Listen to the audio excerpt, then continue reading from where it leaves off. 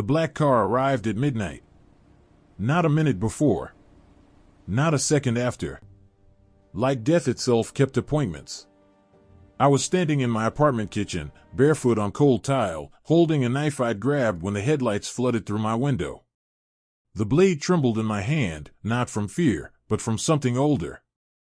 Something I'd spent 3 years trying to forget. The engine cut. Silence swallowed the street. Then footsteps. Measured. Confident. Expensive shoes on wet pavement. I didn't move. Couldn't. Because some part of me, the part that remembered blood on white marble and my father's last words, knew exactly who was coming. The knock was soft. 3 times. The same pattern my father used when he'd come home late, checking if I was still awake. My throat closed. Aria Kang.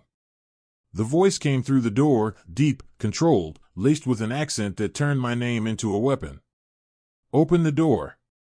Or I'll open it for you. I should have called the police. Instead, I unlocked the deadbolt. Because when the devil knocks, sometimes the only way to survive is to invite him in. Before we continue with Aria's story, I want to take a moment to welcome you to the Korean Dawn. If you love dark romance, mafia intrigue, and stories that keep you up at night, you're in the right place. Hit that subscribe button so you never miss a story that'll grip your heart and refuse to let go. Now, let's return to the moment that changed Aria's life forever. He filled my doorway like smoke fills a room, everywhere at once, impossible to escape. Tall. Expensive suit that probably cost more than my yearly rent. Dark hair swept back from a face that looked carved from something harder than marble. Colder. But it was his eyes that stopped my breath. Dark. Calculating. And looking at me like I was a puzzle he'd already solved. You going to invite me in, he said, or shall we discuss your father's debts in the hallway where your neighbors can hear? My father's debts. 3 years dead and still ruining my life. I stepped back. He entered. The apartment shrank around him. My second-hand furniture, thrift store art, the life I'd built from nothing, all of it suddenly looked like exactly what it was. A disguise. A temporary hiding place. He didn't sit. Just stood there, hands in his pockets, studying my space like he was memorizing exit routes. My name is Kang Jiwon, he said. The name hit like a fist. Kang. My father's family name. The one I'd abandoned when I'd fled to America, changed my identity, buried my past. You're lying, I whispered. I'm your cousin. His expression didn't change. Second cousin, technically. But close enough that your father's debts became mine when he died. And close enough that what I'm about to offer you is the only reason you're still breathing. My hand tightened on the knife I'd forgotten I was holding. He noticed. The corner of his mouth lifted, not quite a smile. You won't need that, he said. If I wanted you dead, I wouldn't have knocked. What do you want? He moved then, crossed to my window, looked out at the city like he owned every light bleeding into the darkness. I need a wife, he said simply. And you need protection from the people who've been watching this apartment for the last 72 hours. My stomach dropped. No one's watching. Black sedan. 2 men. They rotate shifts every 6 hours. He turned to face me. They're not mine. Which means they're from the Bratva. Which means you have approximately 18 hours before they decide surveillance isn't enough. The room tilted. The Bratva. Russian Mafia. The same organization my father had betrayed before he died. Why would they want me? But I already knew. Could feel the answer like ice in my veins. Because your father stole something before he died, Jiwon said. And they think you know where it is. I don't. It doesn't matter what you know. He stepped closer. Close enough that I could smell cedar and something darker. It matters what they believe. And they believe your leverage. So you're here to, what? Save me? I laughed, bitter, sharp. Out of family loyalty? I'm here, he said quietly, because you're worth more alive than dead. To me. The way he said it made my skin prickle. The wife thing, I said. Explain. His jaw tightened. I'm in the middle of a succession war. My grandfather built an empire. I'm the legitimate heir. But there are others who disagree. Marriage to you, legitimate family, your father's daughter, legitimizes my claim. Solidifies my position. And if I refuse? He pulled out his phone. Showed me a photo. My apartment building.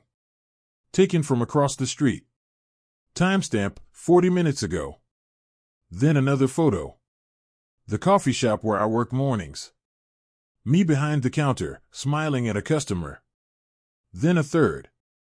My manager, Sophia. Walking to her car. Unaware of the man following 3 steps behind. My blood went cold. Everyone you care about becomes a target, Jiwon said, pocketing the phone. Everyone you've spoken to in the last 3 years. The Bratva doesn't just kill, they erase. They make examples. You're threatening me. I'm showing you reality. His voice dropped. You marry me, you live under my protection. My resources. My name shields you. And after? When your succession war ends? Something flickered in his eyes. Too fast to read. Then we renegotiate. I looked at the knife still in my hand. At this man, stranger, cousin, criminal, offering me a cage disguised as salvation. How long? I asked. 6 months. Maybe less. I want it in writing. I want guarantees. I want. You're not in a position to negotiate, Aria. I met his gaze. Lifted my chin. Then you're not desperate enough. Silence stretched between us, taut, dangerous. Then he smiled. Actually smiled. And it was worse than his coldness. You have your father's spine, he said. Good. I'll need that. He moved toward the door. Stopped with his hand on the knob. Pack light. We leave in 1 hour. Wear something appropriate for meeting my grandfather. I haven't agreed. Yes, he said, looking back at me with those dark, unreadable eyes, you have. You just don't know it yet. The door closed behind him. I stood there, knife trembling in my hand, and realized with absolute certainty that I'd just made a deal with someone far more dangerous than the men watching my building.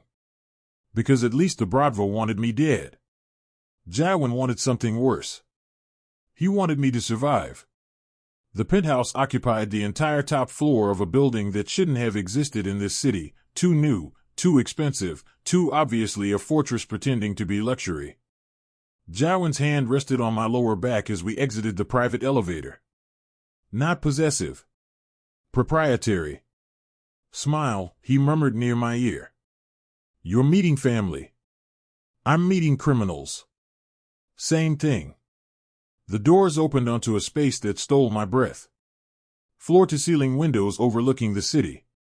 Modern art that probably cost more than my entire existence. And in the center, in a wheelchair by the window, an old man who radiated more power sitting down than most men managed standing. Kang Jiwon. The grandfather. The emperor. He turned as we entered, and I saw where Jiwon got his eyes, dark, sharp, missing nothing. So, he said in Korean, his voice surprisingly strong, this is Ki-hun's daughter. My father's name.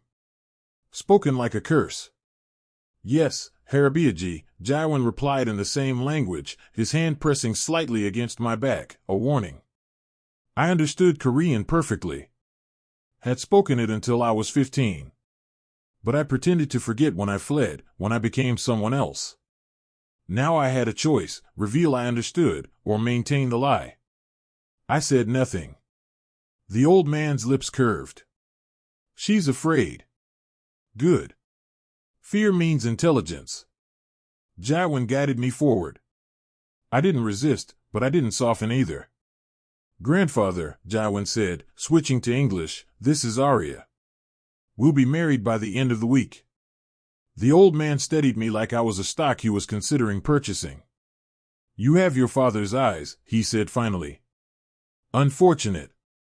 He had a trader's eyes. My hands fisted at my sides. He was your nephew, I said quietly. He was a thief. Minsik's voice didn't rise. Didn't need to. He stole from this family. Endangered everything we built. And then he ran, taking you with him. He protected me. He used you as a shield. The words landed like blows. Because part of me had always suspected they were true. You don't know anything about him, I said. I know he left you with nothing. No money. No protection. No family. The old man leaned forward slightly. I know you've been working 3 jobs to survive. I know you live in a neighborhood where gunshots are background noise. I know you're 1 month behind on rent. Each fact felt like an invasion. I know, he continued, that you're exactly desperate enough to agree to this arrangement. And smart enough to know you have no other choice. Jiwon's hand tightened on my back, steadying or warning, I couldn't tell. She understands the terms, he said. Does she? The old man's gaze never left mine. You'll marry my grandson. You'll appear at his side.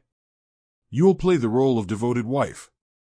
And in return, we'll erase your debts, protect you from your father's enemies, and provide you with a life he never could. For 6 months, I said. Silence. Then the old man laughed, a sound like bones rattling. She negotiated. He looked at Jiwon. You didn't tell me she negotiated. She has spirit, Jiwon replied, his voice carefully neutral.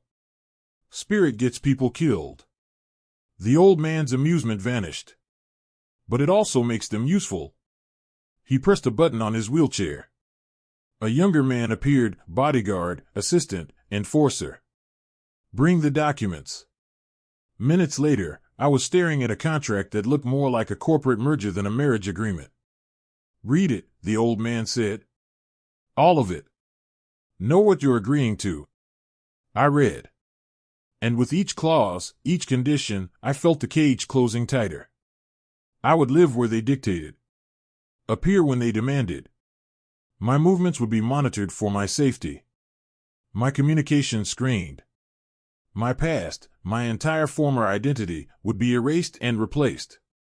This is prison, I said. This is survival, Jiwon corrected. There's a difference? His jaw tightened. But he didn't answer. I found the clause about termination.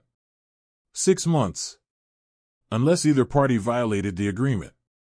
A list of violations followed, each one designed to trap me. What happens if I refuse? I asked. The old man's expression didn't change. We release you back to your apartment. Back to your life. And we forget we ever had this conversation. It sounded reasonable. Almost kind. And the bratva? Not our problem. There it was. The real choice. Sign and become property. Refuse and become prey. I looked at Jiwon.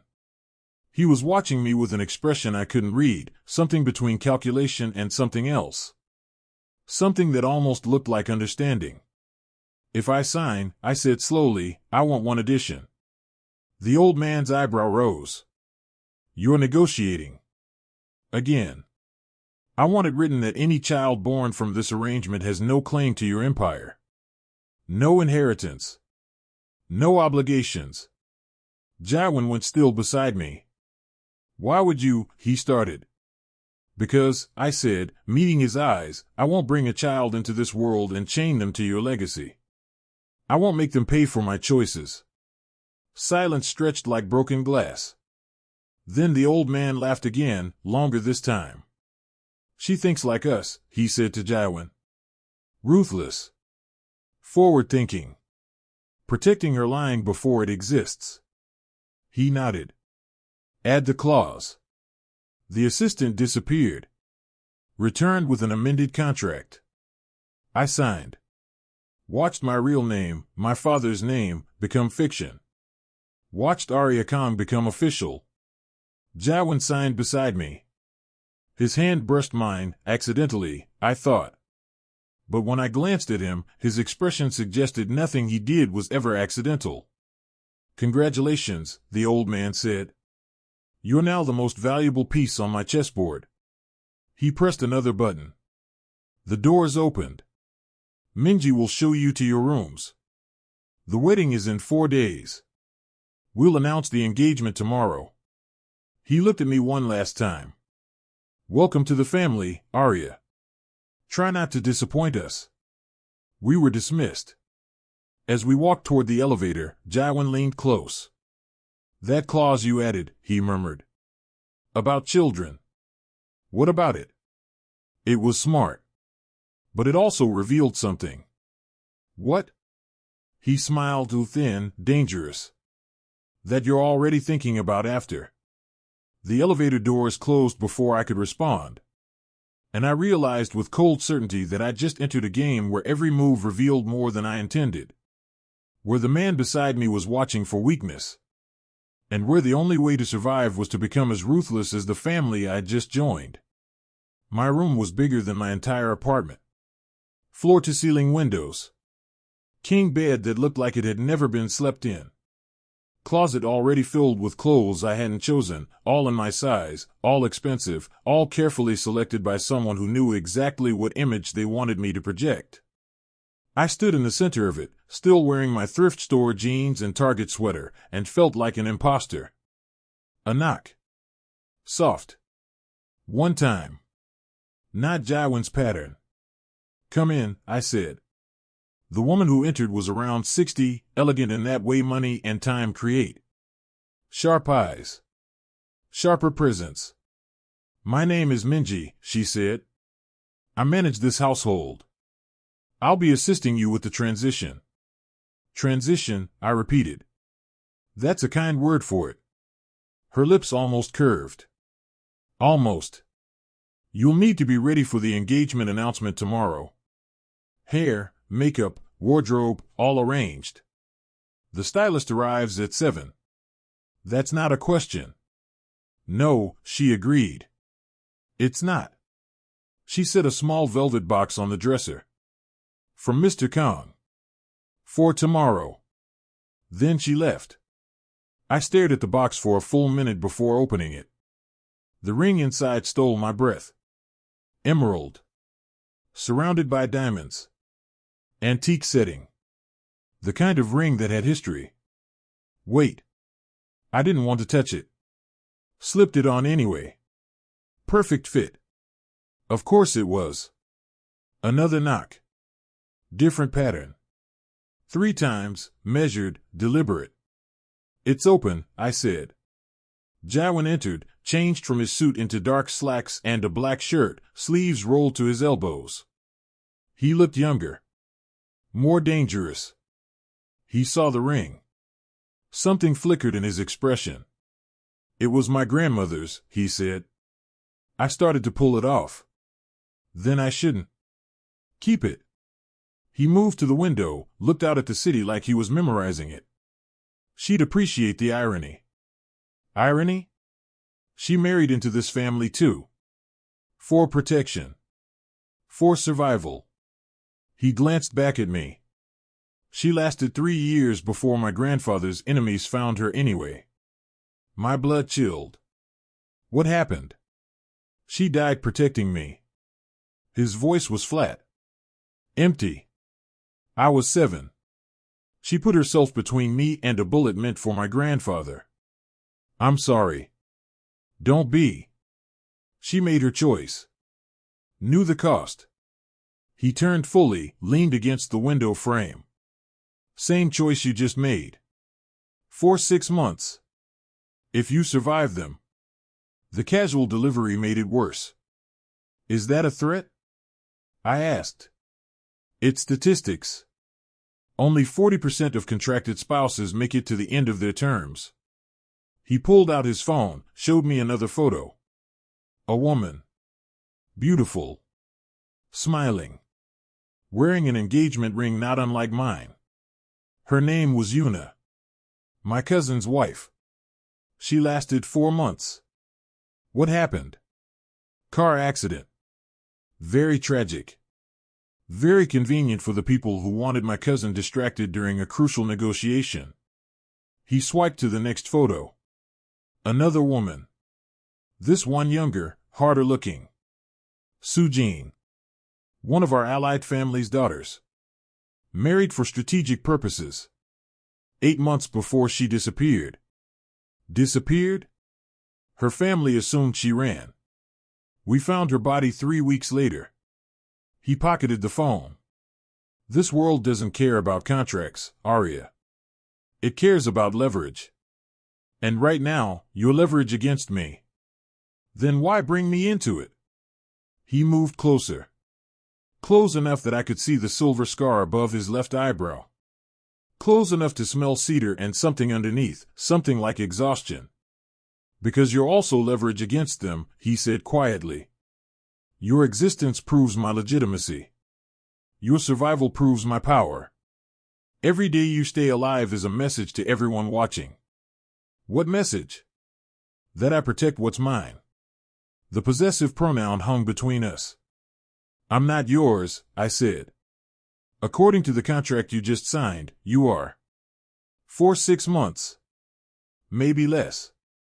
And you're okay with that? Using me as a human shield? His jaw tightened. I'm okay with keeping you alive. Why? I stepped closer, ignoring the voice that said this was dangerous. You could have chosen anyone. Anyone legitimate, anyone connected. Why track down your dead traitor uncle's daughter? Why go through the trouble? He was silent for a long moment. Then, because you're the only one who hates this family as much as I do. The admission landed like a bomb. You, what? You think I want this? His voice dropped, went rough. You think I chose to be groomed from birth to take over an empire built on blood? To inherit enemies I didn't make and debts I didn't incur? Then leave. I can't. He laughed, bitter, sharp. If I leave, everything my grandmother died for becomes meaningless. If I leave, the family fractures, and innocent people, people like Minji, like the guards downstairs who have children to feed, they become casualties. So you're trapped too. We're all trapped. He reached out, lifted my left hand. His thumb brushed over the emerald ring. But at least now we're trapped together. His touch sent electricity up my arm. I pulled away. Don't, I said. Don't what? Pretend this is anything other than business. You need a wife. I need protection. That's the arrangement. Is it? His eyes darkened. Then why did you add that clause about children? I told you. You told me what you wanted me to hear. He stepped closer. But I know what it really meant. You're already thinking about what happens when this ends. About what you'll need to bargain with. About how to protect yourself from me. Can you blame me? No. He smiled, thin, dangerous. I'd do the same. A phone buzzed. His. He checked it, and his expression hardened. What? I asked. The Bratva knows. About us. About the marriage. My stomach dropped. How? Someone told them. Which means we have a leak. Someone in this house wants you dead. The room suddenly felt smaller. Colder. I should go, I said. Call this off. I'm not worth. You're worth everything.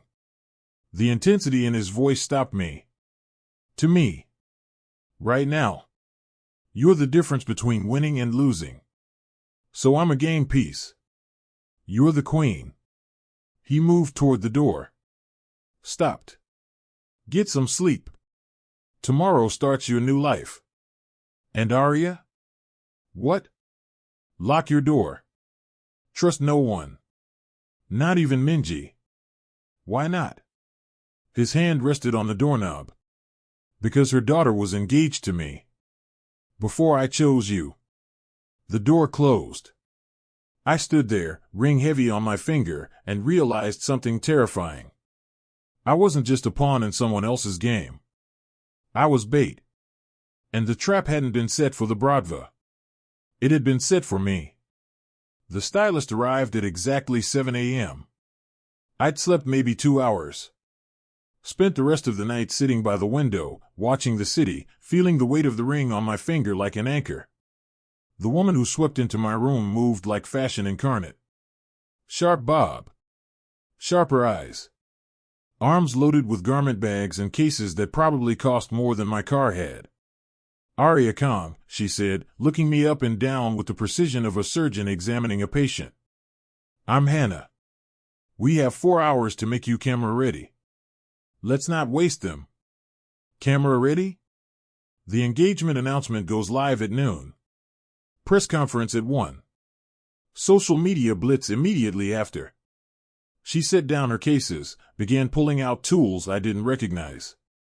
By sunset, your face will be everywhere. Which means by midnight, you'll be a target. The casual delivery made my skin prickle. Jiwon mentioned you were direct, I said. Jiwon pays me to be honest. She unpacked a set of shears that looked weaponized. Now sit. We're cutting your hair. My hair is fine. Your hair says hiding. We need it to say untouchable. She gestured to the chair. Sit. I sat. For the next hour, I watched my reflection transform. She didn't just cut, she sculpted. Each snip deliberate. Each angle calculated. You're good at this, I said. I'm good at creating armor. She met my eyes in the mirror. That's what fashion is in this world. Protection disguised as beauty. Did you do this for Yuna? For Sujin? Her hand stilled. Just for a second. I did. What happened to them? They trusted the wrong people. She resumed cutting. They thought the beauty I gave them would be enough. It wasn't. What else did they need? Teeth. She smiled with cold, sharp. You can't survive this family by being pretty. You survive by being dangerous. I'm not dangerous. Not yet. She stepped back, examined her work. But you will be. Or you'll be dead. She moved on to makeup. But unlike any makeup session I'd experienced, this felt like war paint. Each stroke deliberate. Each color choice strategic. Why are you helping me? I asked. Because Minji asked me to. And you do what she says? I do what she pays me to do. Hannah leaned in close, applied something to my lips. But I also do what my conscience demands. And my conscience says you're walking into a slaughterhouse thinking it's a wedding. Then tell me how to survive. She paused. Set down her brush. Looked at me with something that might have been pity. Rule 1, trust no one completely. Not even Jiwon. Especially not Jiwon. He's the one protecting me. He's the one who needs you alive. There's a difference. She picked up another brush. Rule 2, never be alone. Ever. Someone is always watching. Make sure it's someone you control. How do I control anyone here? You learn their secrets. And you keep yours buried. She applied color to my cheeks, subtle, natural. Rule 3, the moment you feel safe is the moment you die. You're describing paranoia. I'm describing survival. She stepped back, surveyed her work. Stand up. Let's try the dress. The garment bag held a creation that looked like it cost more than a car. Emerald green, matching the ring. Fitted. Elegant. The kind of dress that said untouchable in every language. I slipped it on. Felt like someone else. Hannah circled me, adjusting, perfecting. One more rule, she said quietly. What? Whatever Jiwon told you about why he chose you, it's not the whole truth. My breath caught. What do you mean? I mean, I styled Minji's daughter. For 3 months, we prepared for her engagement to Jiwon. Then suddenly, overnight, it was cancelled. And 3 days later, he shows up with you. Maybe his plans changed. His plans didn't change. His strategy did. She met my eyes. You're not here because you're legitimate family. You're here because you're disposable. The word hit like a slap. Why would he? Because whoever tries to kill you reveals themselves. Whoever succeeds proves they can reach him. Either way, he learns something valuable. He wouldn't. He would. He has. Ask him about men. She zipped up the dress. Ask him what happened to the last woman he brought into this house. A knock at the door. 3 times. Jiwon's pattern. Hannah gathered her things quickly, professionally. Remember the rules, she whispered. Especially the last one. She opened the door. Jiwon stood there, suit immaculate, expression unreadable. He saw me. Stopped. Something flickered in his eyes, surprise, appreciation, something darker. She's perfect, he said to Hannah. She's ready, Hannah corrected. Then to me, good luck, Aria. She left. Jiwon stepped inside, closed the door. You look, he stopped. Started again. The dress suits you. Whose men? I asked. His expression shuddered immediately. Where did you hear that name? Answer the question. He moved to the window. Stared out at the city for a long moment. She was my fiancée, he said finally. 3 years ago. What happened? She died. His voice was flat. Empty. Car accident. Very tragic. Very convenient. The same words he'd used about Yuna. You're lying, I said. He turned. Why would I lie? Because you use the same description for everyone who dies in this family. Very tragic. Very convenient. Like it's a script. Something dangerous flickered in his eyes. Maybe it is. What really happened to her? She trusted me. He moved closer. That's what happened. She believed I could protect her. She was wrong. Is that what you're doing? Setting me up to die so you can learn who your enemies are? Who told you that? Does it matter if it's true? He was close now. Close enough that I could see the muscle ticking in his jaw. Close enough to see the scar above his eyebrow. If I wanted to use you as bait, he said quietly, I wouldn't tell you. I'd let you walk into it blind. Maybe you're telling me so I'll trust you. So when it happens, I'll think it's not your fault. You're paranoid. I'm learning. He smiled, actually smiled. And it was terrifying. Good, he said. Paranoia will keep you alive longer than trust ever could. He pulled out his phone. Checked something. His expression hardened. What? I asked. The Bratva sent a gift. What kind of gift?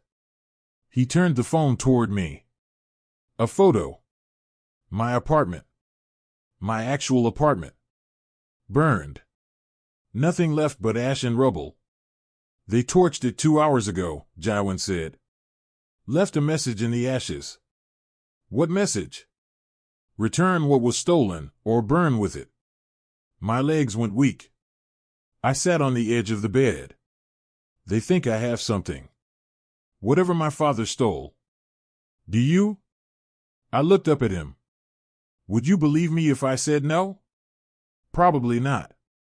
He pocketed the phone. But it doesn't matter. As long as they think you have it, you're leverage. Against them. Against me. Against anyone who wants to use you to hurt me. So Hannah was right. Hannah talks too much. She's trying to keep me alive. So am I.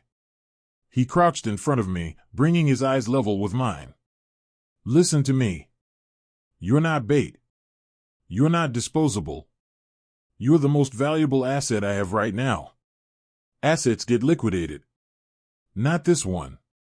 His hand came up, cupped my jaw. The touch was gentle.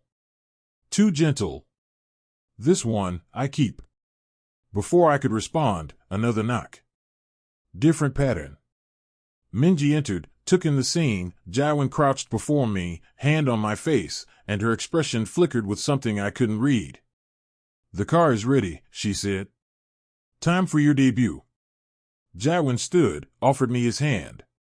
I stared at it. At the choice it represented. Take it, and I walked into whatever trap waited.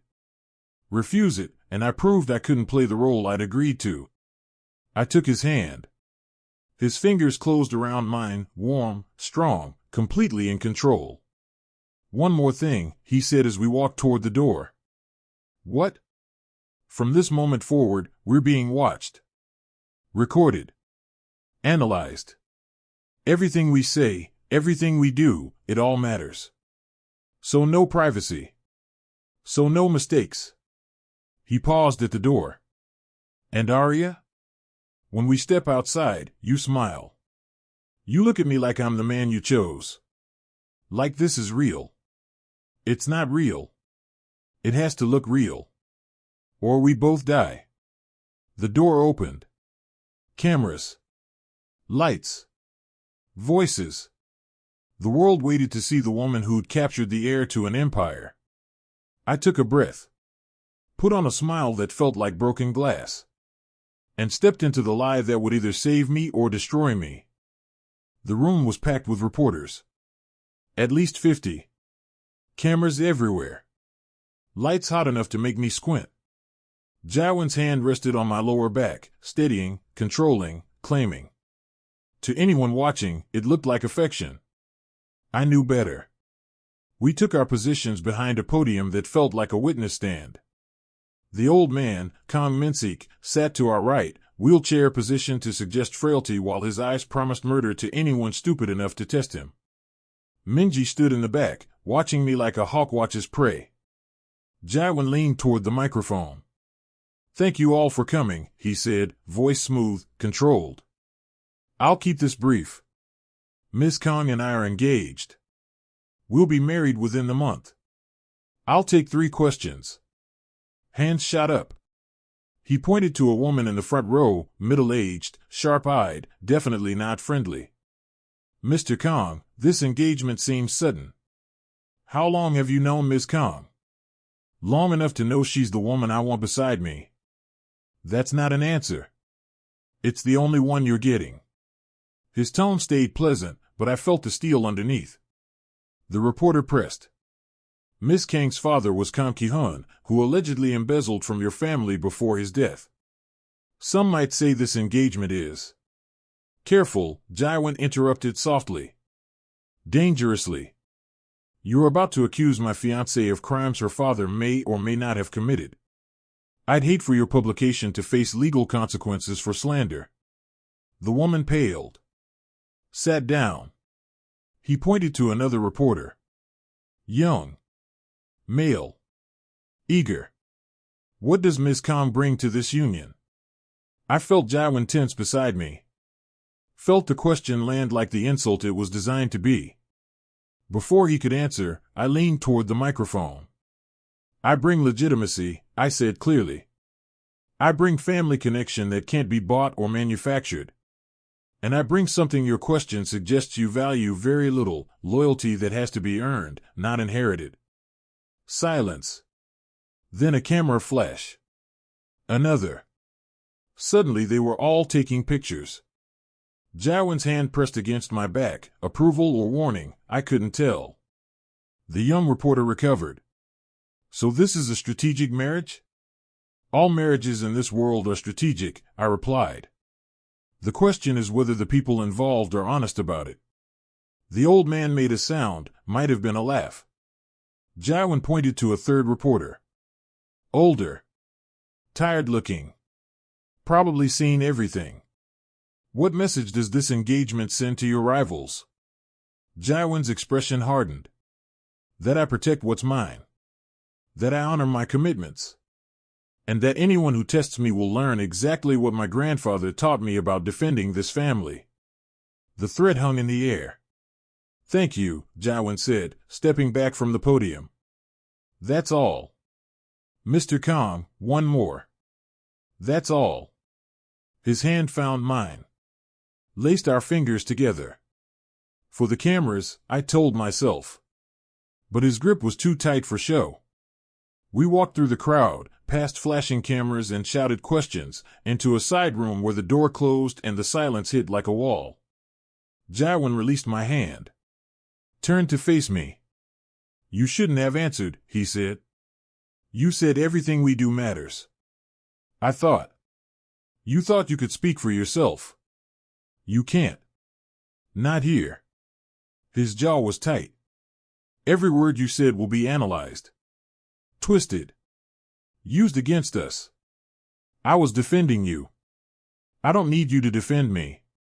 He ran a hand through his hair, first sign of actual frustration I'd seen. I need you to smile and stay silent. That's not in the contract. It's common sense. No, I said, stepping closer. It's control. You want a prop, not a partner. I want you alive. Same thing to you, apparently. His eyes flashed. You have no idea what you've just walked into. Those reporters? Half of them are on someone's payroll. Every word you said is being dissected right now by people who want to find weakness. Then maybe you should have prepared me better. I prepared you perfectly. I told you to smile and let me handle it. And I told you I'm not property. We stood there, inches apart, both breathing hard. Then his phone buzzed. He checked it. His expression went from angry to something worse. What? I demanded. He turned the phone toward me. Social media. Already exploding. My face everywhere. But it wasn't the engagement photos trending. It was a photo from my past. Me at 17. Standing beside my father. Both of us smiling. The caption, "The traitor's daughter returns." And underneath, dozens of comments. Threats. Promises of violence. They know who you are, Jiwon said quietly. They know exactly who you are. And now they know where you'll be. My hand started shaking. I need to leave, I said. I need to. You need to breathe. His hands came up, gripped my shoulders. Listen to me. This was always going to happen. The moment we announced, they were going to dig. Find everything. Use everything. You knew this would happen? I prepared for it.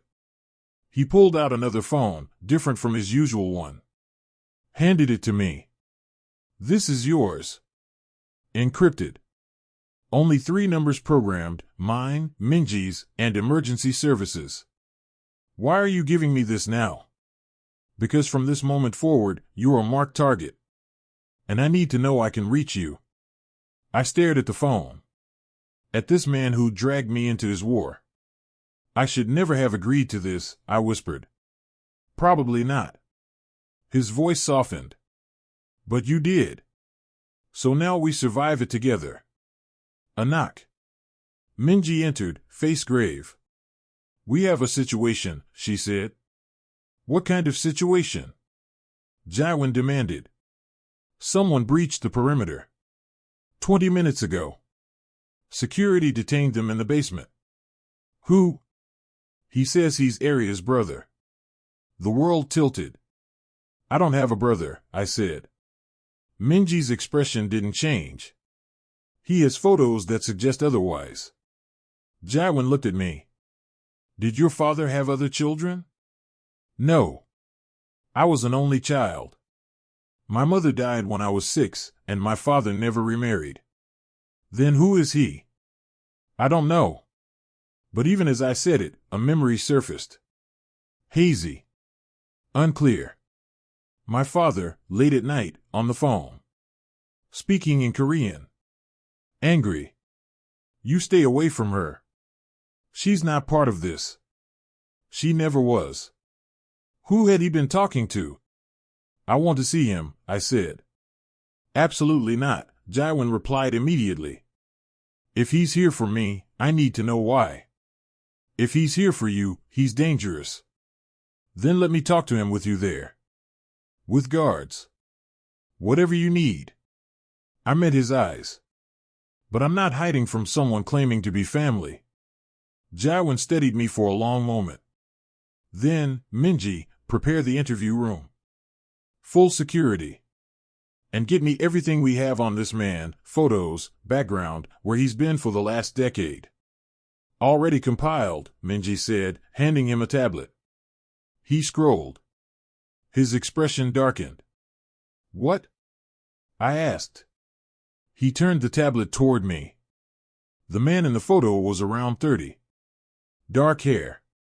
My father's eyes. But it was the scar on his left cheek that made my breath catch. I'd seen that scar before. In a photograph my father kept hidden. A photograph I found when I was 12, snooping where I shouldn't have been. 2 boys.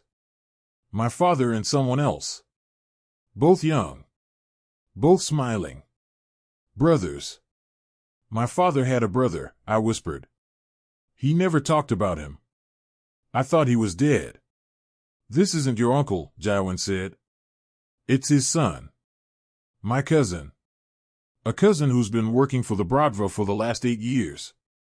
The room spun. He's one of them, I said. He's one of them, Jiwon confirmed. And he's here. Claiming he wants to help you. It's a trap. Obviously. Jiwon set down the tablet. The question is what kind of trap, and who set it? Does it matter? We don't let him near me. We don't, he agreed. But I'm going to talk to him. Find out what he knows. What he wants.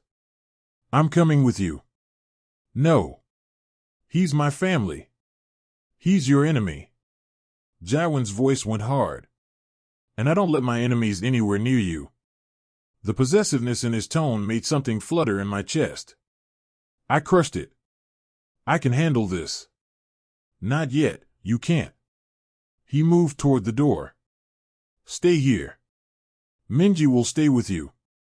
Jiwon. He stopped. Look back. You asked me earlier why I chose you. Why I tracked you down instead of choosing someone easier. His eyes held mine.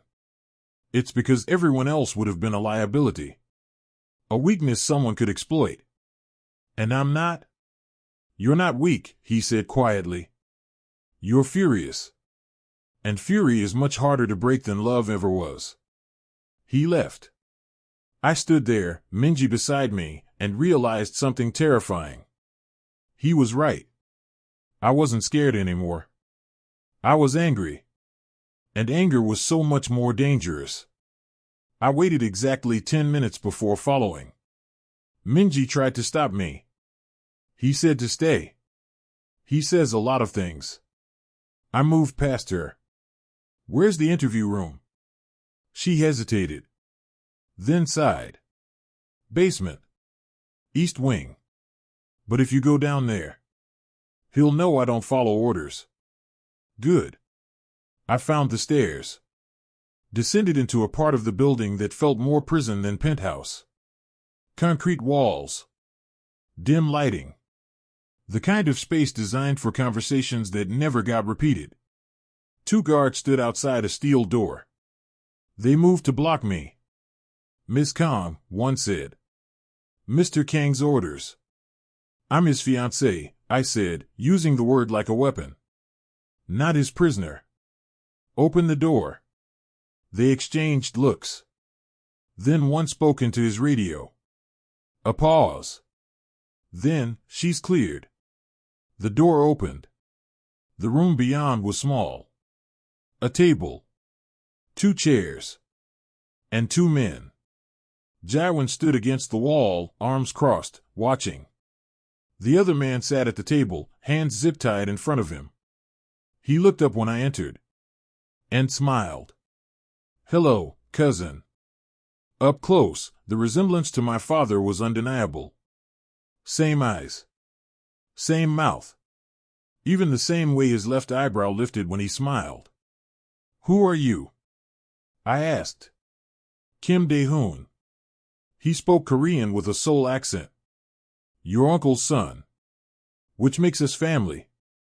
My uncle died when I was 4. Your uncle disappeared when you were 4, he corrected. There's a difference. I looked at Jiwon. His expression was unreadable. What do you want?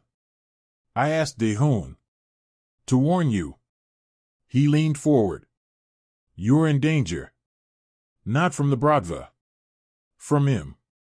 He tilted his head toward Jiwon. Creative, Jiwon said dryly.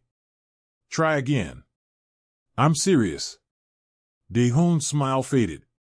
You think he brought you here to protect you? He brought you here to use you. I know that, I said. He blinked. You know? I'm not an idiot. This is a business arrangement. I get protection. He gets legitimacy. Clear terms. There are no clear terms with the Kangs. Dae-hoon's voice dropped. Ask him what happened to Min. Ask him how she really died. Car accident, I said, watching Jiwon's face. Very tragic. Very convenient. Is that what he told you? Dae-hoon laughed, bitter. Min didn't die in a car accident. She was murdered. In this building. In the room you're sleeping in. My blood went cold. He's lying, Jiwon said. Am I? Dae-hoon's eyes never left mine. Ask him why they remodeled that entire floor 3 years ago. Ask him why no one else wanted that room. Enough, Jiwon said. But I was already remembering. The way Minji had hesitated before showing me to the room. The way Hannah had looked at me when she'd asked about Min. How did she die? I asked Jiwon directly. This isn't the time. How did she die? Silence stretched like razor wire. Then Jiwon said, very quietly, she was poisoned. In her sleep. We never found who did it. And you put me in that room. I put you in the most secure room in the building. The room with the best sight lines, the most cameras, the closest proximity to my own quarters. His voice was steel. I put you in the room where I could protect you best. Or finish what someone started. His jaw clenched. If I wanted you dead, you'd be dead. Comforting. Dae-hoon was watching this exchange with interest. You two are engaged? Really? Because you sound like enemies. We are enemies, I said. Which makes this interesting. Dae-hoon leaned back. You want to know what your father stole? What everyone's so desperate to find. Do I have it? I asked. Not yet. His smile returned. But you will. Because it's not an object. It's information. Codes. Account numbers.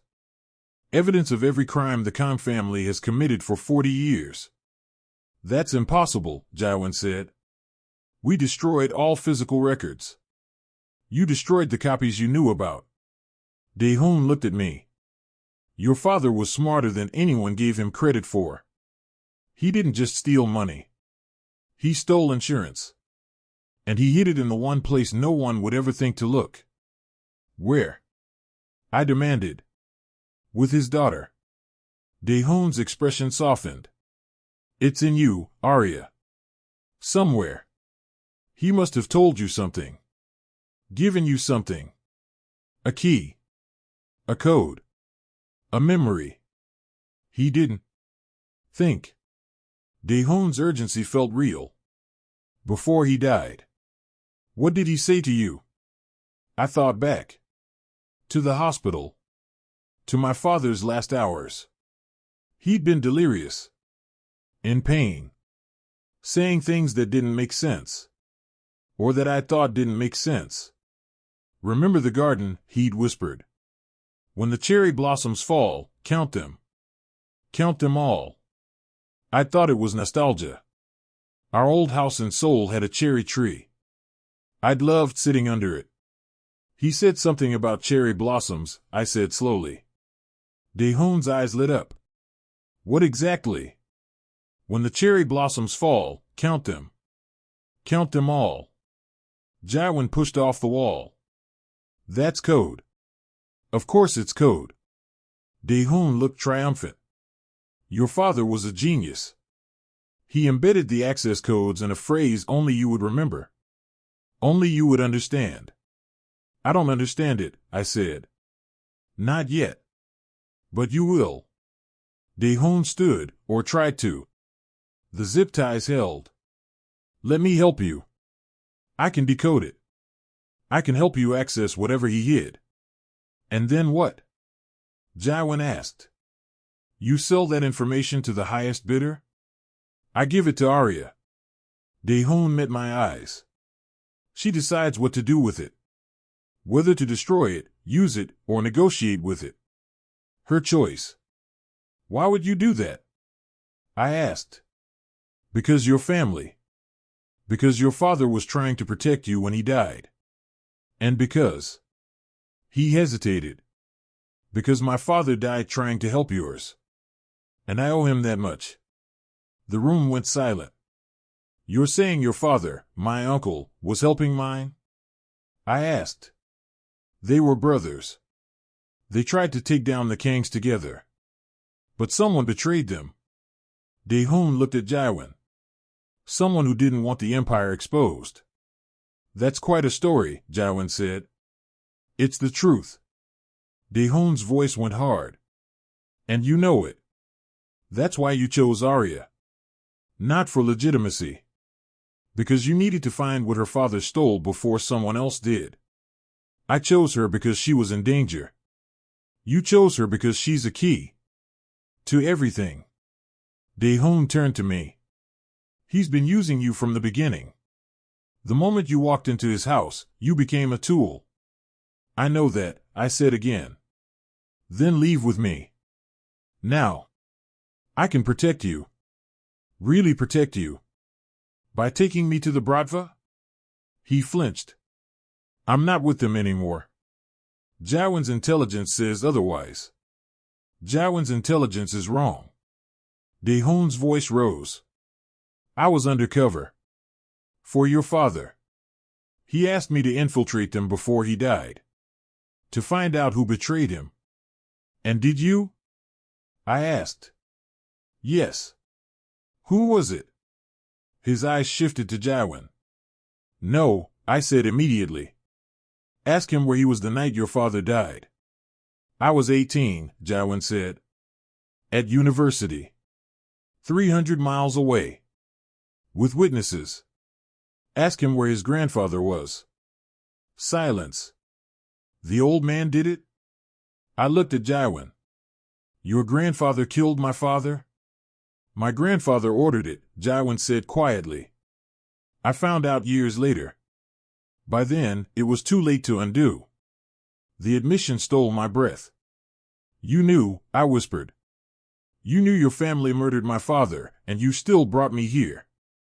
To protect you. To use me. Both. His eyes held mine. Both, Aria. I won't lie to you. Yes, I need what your father hid. Yes, I need you alive to find it. But I also need you alive because... He stopped. Because what? I demanded. Because you're the only person in this building I don't have to lie to. The raw honesty in his voice cracked something in my chest. This is beautiful, Dae-hoon said. Really? But we're running out of time. The Bratva knows you're here, Aria. They know about the wedding. And they're planning something for tomorrow night. What? Jiwon demanded. I don't know exactly. But I know it involves the engagement party. Dae-hoon looked at me. They're going to make a move. And you're the target. Then we cancel the party, I said. And show weakness? Jiwon shook his head. No. We proceed. But we prepare. By doing what? Putting more guards around me? Locking me in that room where your last fiancée died? By keeping you close. He moved toward me. By making sure you're never out of my sight. That's not protection. That's prison. In this world, he said quietly, they're the same thing. Dae-hoon cleared his throat. So we're ignoring my offer? Your offer comes with strings, Jiwon said. Strings that lead back to the Bratva. I told you. You told me a story. An interesting one. But until I verify it, he pulled out his phone. Pressed a button. 2 guards entered. Take him to holding. Full security. No communication in or out. You're making a mistake, Dae-hoon said as they pulled him up. She needs to know the truth. She will, Jiwon said. When I'm sure it is the truth. They dragged Dae-hoon out. I stood there, shaking. You should have stayed upstairs, Jiwon said. You should have told me your grandfather killed my father. Would it have changed anything? It would have changed everything. No. He stepped closer. It would have made you hate me. And hatred would have made you careless. I need you sharp. Alert. Alive. Stop saying that like you care. I do care. His hand came up, cupped my face. That's the problem. Before I could respond, his phone rang. He checked it. Swore. What now? I asked. The press found something else. Another photo from your past. What kind of photo? He turned his phone toward me. My mother. Young. Beautiful. Smiling.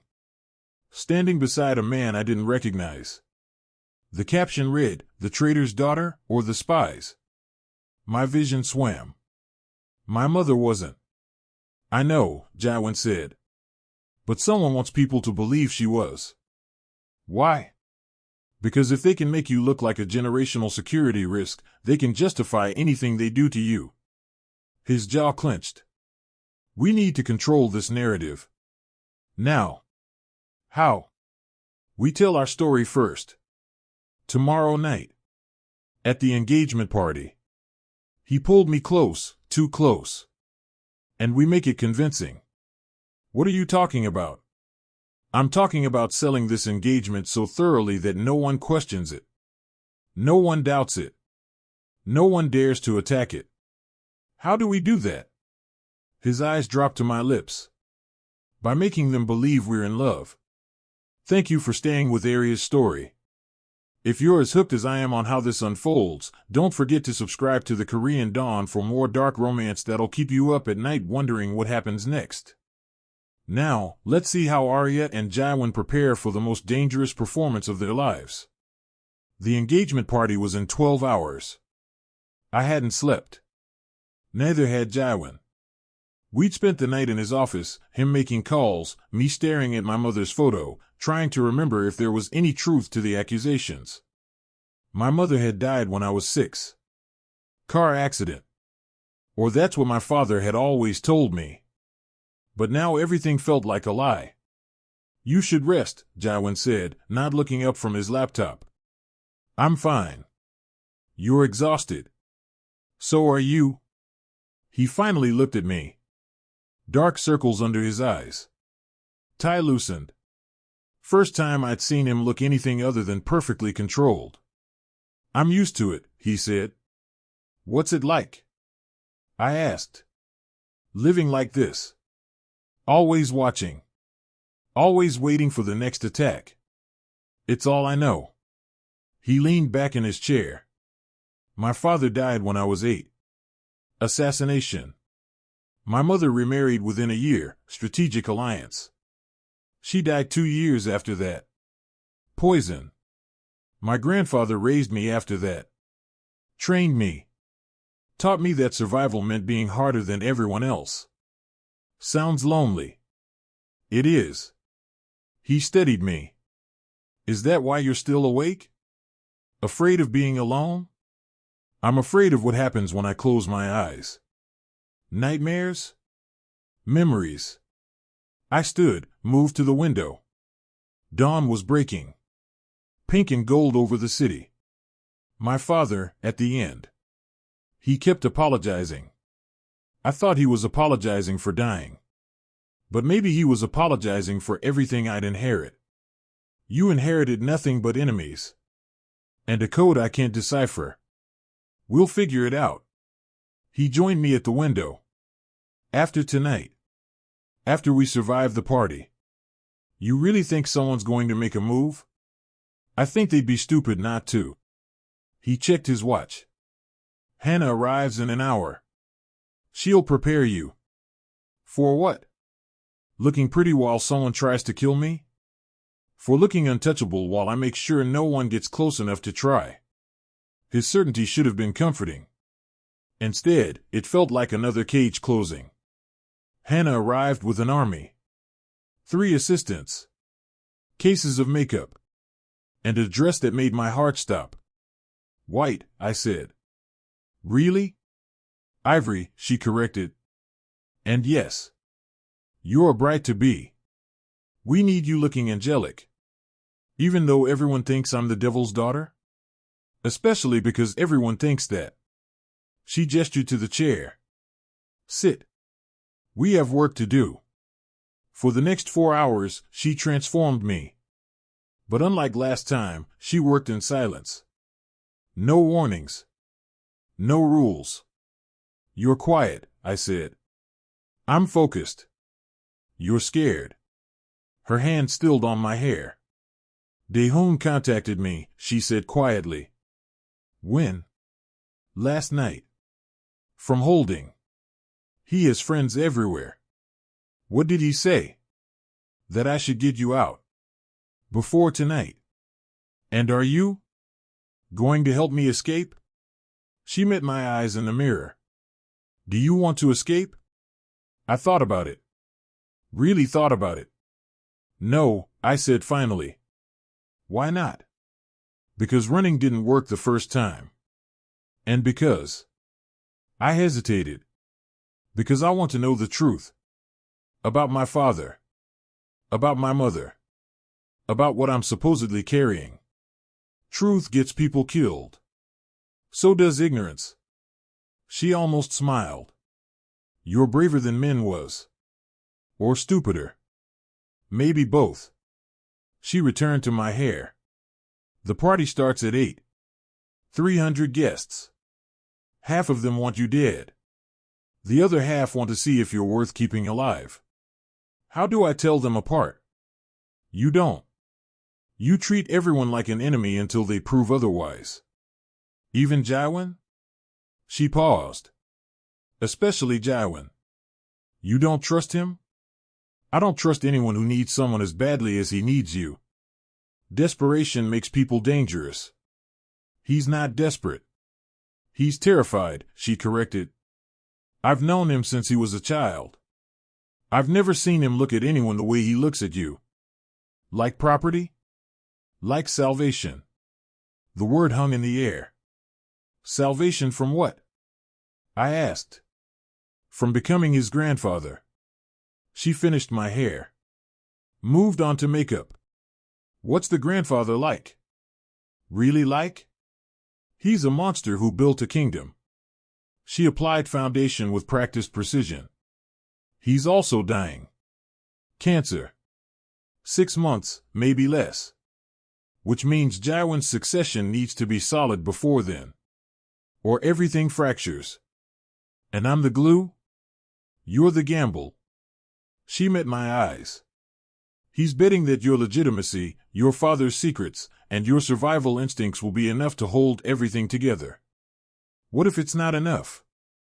Then we all die. She said it so casually. Now stop talking. I need to do your lips. The dress was a masterpiece. Ivory silk that flowed like water. Off shoulder. Simple. Elegant. The kind of dress that whispered rather than shouted. I looked like a bride.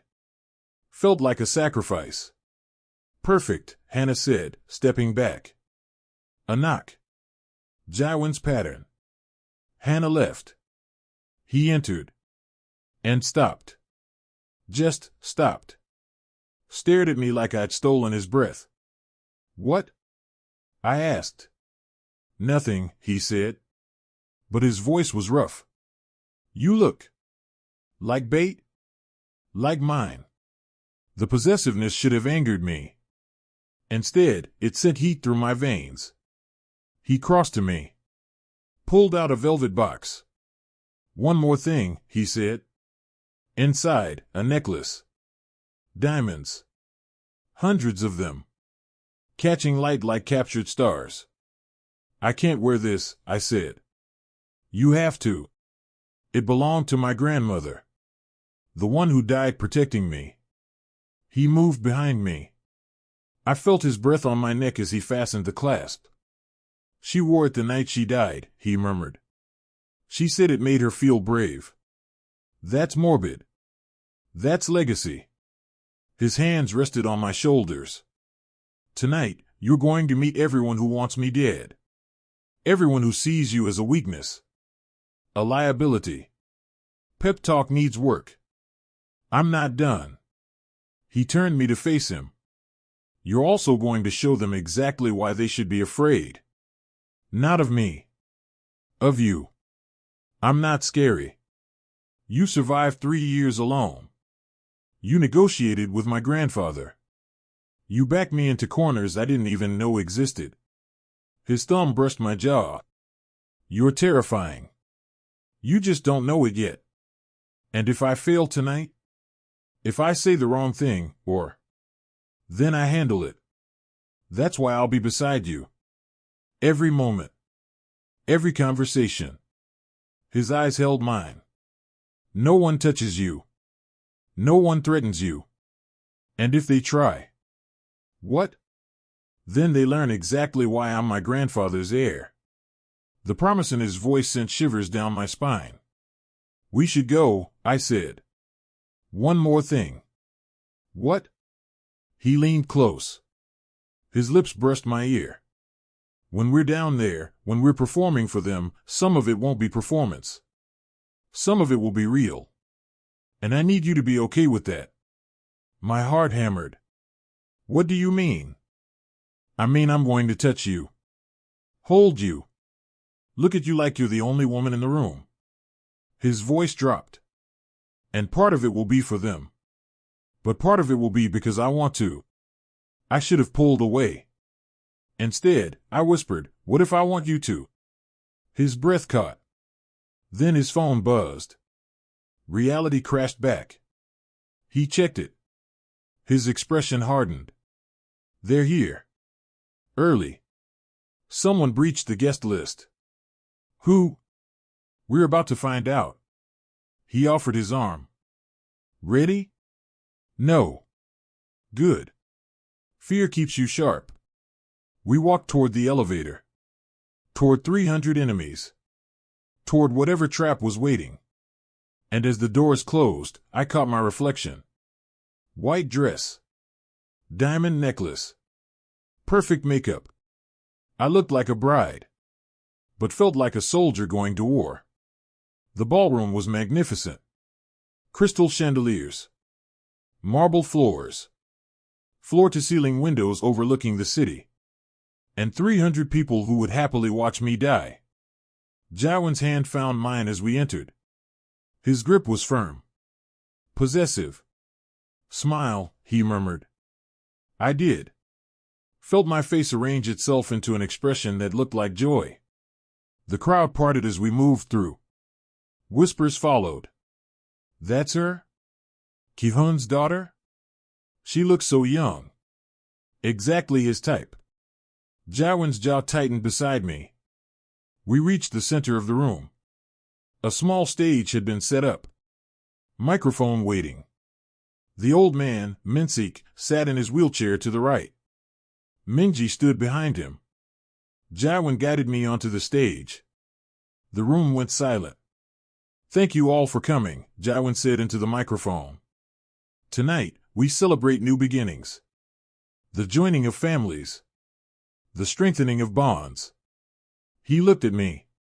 And the way he looked at me made my breath catch. Aria, he said, and my name sounded like a prayer. Come here. I moved beside him. His arm came around my waist. Pulled me close.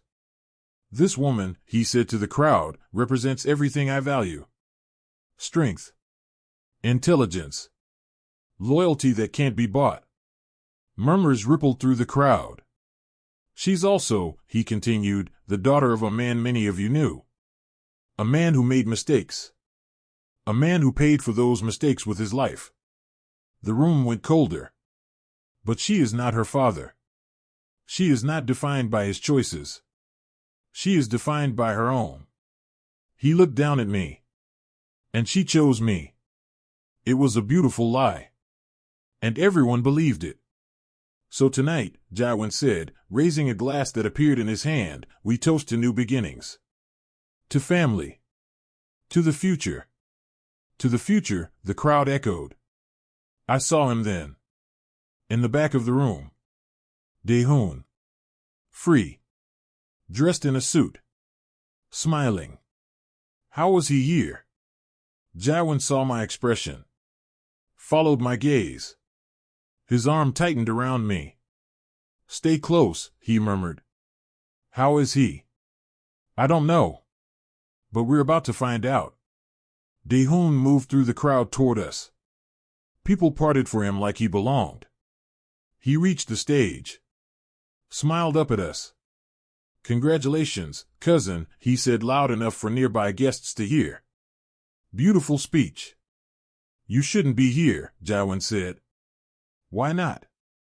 I'm family. Family's always welcome at family celebrations. Dae-hoon's smile widened. Unless you're afraid I'll say something that ruins your perfect narrative. Careful, Jiwon warned. Or what? You'll have me arrested? Again? In front of all these witnesses? Dae-hoon looked around. That would be awkward. Arresting your fiancée's cousin at her engagement party.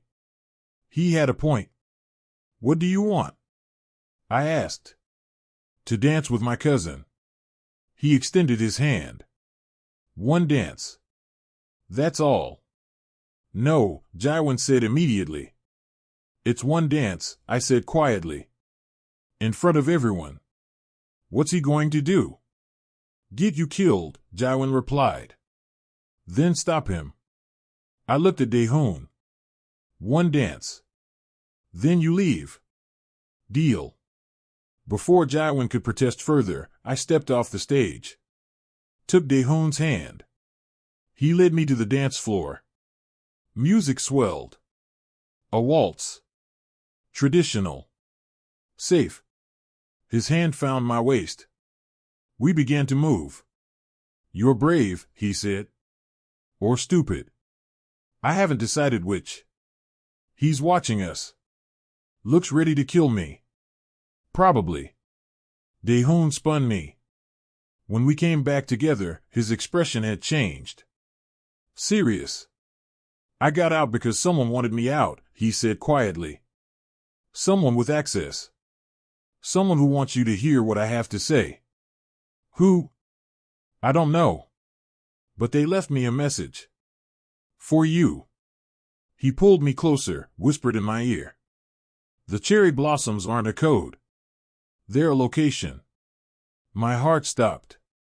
What? Your father's house in Seoul. The garden. There's something buried under the cherry tree. He pulled back. The coordinates he gave you, count them all, it's GPS coordinates. Latitude and longitude. That's impossible. He died in a hospital. He couldn't have. He didn't bury it. Your mother did. Before she died. The room spun. My mother died in a car accident. Your mother was murdered. And she knew it was coming. That's why she hid the evidence. His grip tightened. Everything your father stole, account numbers, codes, evidence, it's all in a safe buried under that tree. Why would she? Because she was trying to protect you.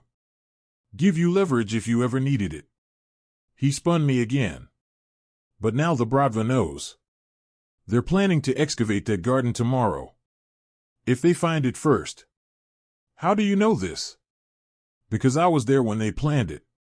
Because I'm still their asset, Aria. And I'm risking everything to tell you this. The music swelled. The dance was ending. Why? I asked. Why risk everything? Because your family. And because, he hesitated. Because your father asked me to protect you if anything happened to him. And I failed. But I'm not failing again. The music stopped. Applause rippled through the crowd. Dae-hoon stepped back. Bowed formally. Thank you for the dance, cousin. Then he leaned close one more time. There's a traitor in this house. Someone feeding information to the Bratva. Someone who wants you dead. His eyes flicked toward Minji. Trust no one. He walked away. Jiwon appeared at my side immediately. What did he say? He said the cherry blossoms are a location. Seoul. My father's old house. Jiwon's expression darkened. That house was sold years ago. Demolished. The garden wasn't. The tree is still there. Protected by historical preservation laws. How do you know that? Because I checked. After my father died. I looked up the property. The new owners had to keep the tree. Jiwon pulled out his phone. Typed rapidly. Waited. His expression went cold. What? I demanded. Flight records. Private plane to Seoul. Departed 2 hours ago. Passenger manifest includes 3 Bratva enforcers. They're going after it. They're already there. He looked at me. We need to leave. Now. But the party is over. He grabbed my hand. Started pulling me toward the exit. Then the lights went out. Screams erupted. Gunshots. Jiwon threw himself over me, drove us to the ground behind a marble pillar. Stay down, he hissed. More gunshots. Return fire. The sound of breaking glass. Emergency lights kicked on. Red. Pulsing. Through the chaos, I saw them. 3 men. Armed. Moving through the crowd like predators. Heading straight for us. They're here for me, I said. They're here to die. Jiwon pulled a gun from somewhere. Stay behind me. Jiwon. Stay. Behind. Me. He stood. Aimed. Fired. One of the men dropped. The other 2 scattered. Returned fire. Marble exploded above our heads. Jiwon shielded me. Fired again. Another man fell. The third got closer. Too close. Then Dae-hoon appeared from nowhere. Tackled the man. They went down in a tangle of limbs and violence. More guards arrived. The room became a war zone. Jiwon pulled me up. We're leaving. What about? Now, Aria. He dragged me toward a side exit. Through a kitchen. Down a service corridor. Behind us, the sounds of fighting continued. We burst into a parking garage. A car waited, engine running, driver ready. Not Jiwon's usual car. Something armored. Military grade. He shoved me inside. Climbed in after. Go, he barked at the driver. We peeled out. As we emerged onto the street, I looked back. The building was chaos. Sirens approaching. People fleeing. And standing on the steps, watching us leave. Minji. With her phone to her ear. And a smile on her face. We were airborne within an hour. Private jet. Jiwon's. Luxury that felt obscene after what we just survived. I sat in a leather seat, still wearing the ivory dress, now torn and stained. Blood on my hands, not mine. Someone else's. Jiwon was on the phone. Rapid Korean. Angry. I caught fragments. Betrayal. Find her. Everyone she's talked to. He hung up. Sat across from me. Minji, I said. Yes. She was the traitor. Yes. How long have you known? He was silent for a moment. Since this morning. We found encrypted communications. She's been feeding the Bratva information for 6 months. And you didn't tell me? I was going to. After the party. He ran a hand through his hair. I needed to be sure. And I needed to use her betrayal to our advantage. By letting her lead them to me? By letting her think she was leading them to you. His eyes met mine. Every person who came after you tonight was monitored. Tracked. We know who they work for. Who they report to. Who gave the orders. You used me as bait. I used you as revelation. He leaned forward. Those 3 men weren't just Bratva. One was Chinese Mafia. One was Yakuza. One was from a rival Korean family. I don't understand. Someone's building a coalition. Paying different organizations to take unified action. Tonight wasn't just about killing you. It was about proving they could penetrate my security. My home. My family. Who would do that? That's what we're going to find out. He pulled out a tablet. Showed me footage from the party. Security camera angles. Multiple views of the attack. He paused on one frame. A man in the crowd. Not participating. Just watching. Older. Distinguished. Familiar somehow. Do you know him? Jiwon asked. I stared. Felt my blood chill. That's Park Sang-woo. Who? My father's business partner. Before everything fell apart. I thought he was dead. My father said he died in the same accident that killed my mother. Jiwon's expression went dark. He's not dead. He's the Bratva's liaison in Seoul. And he's been alive this entire time.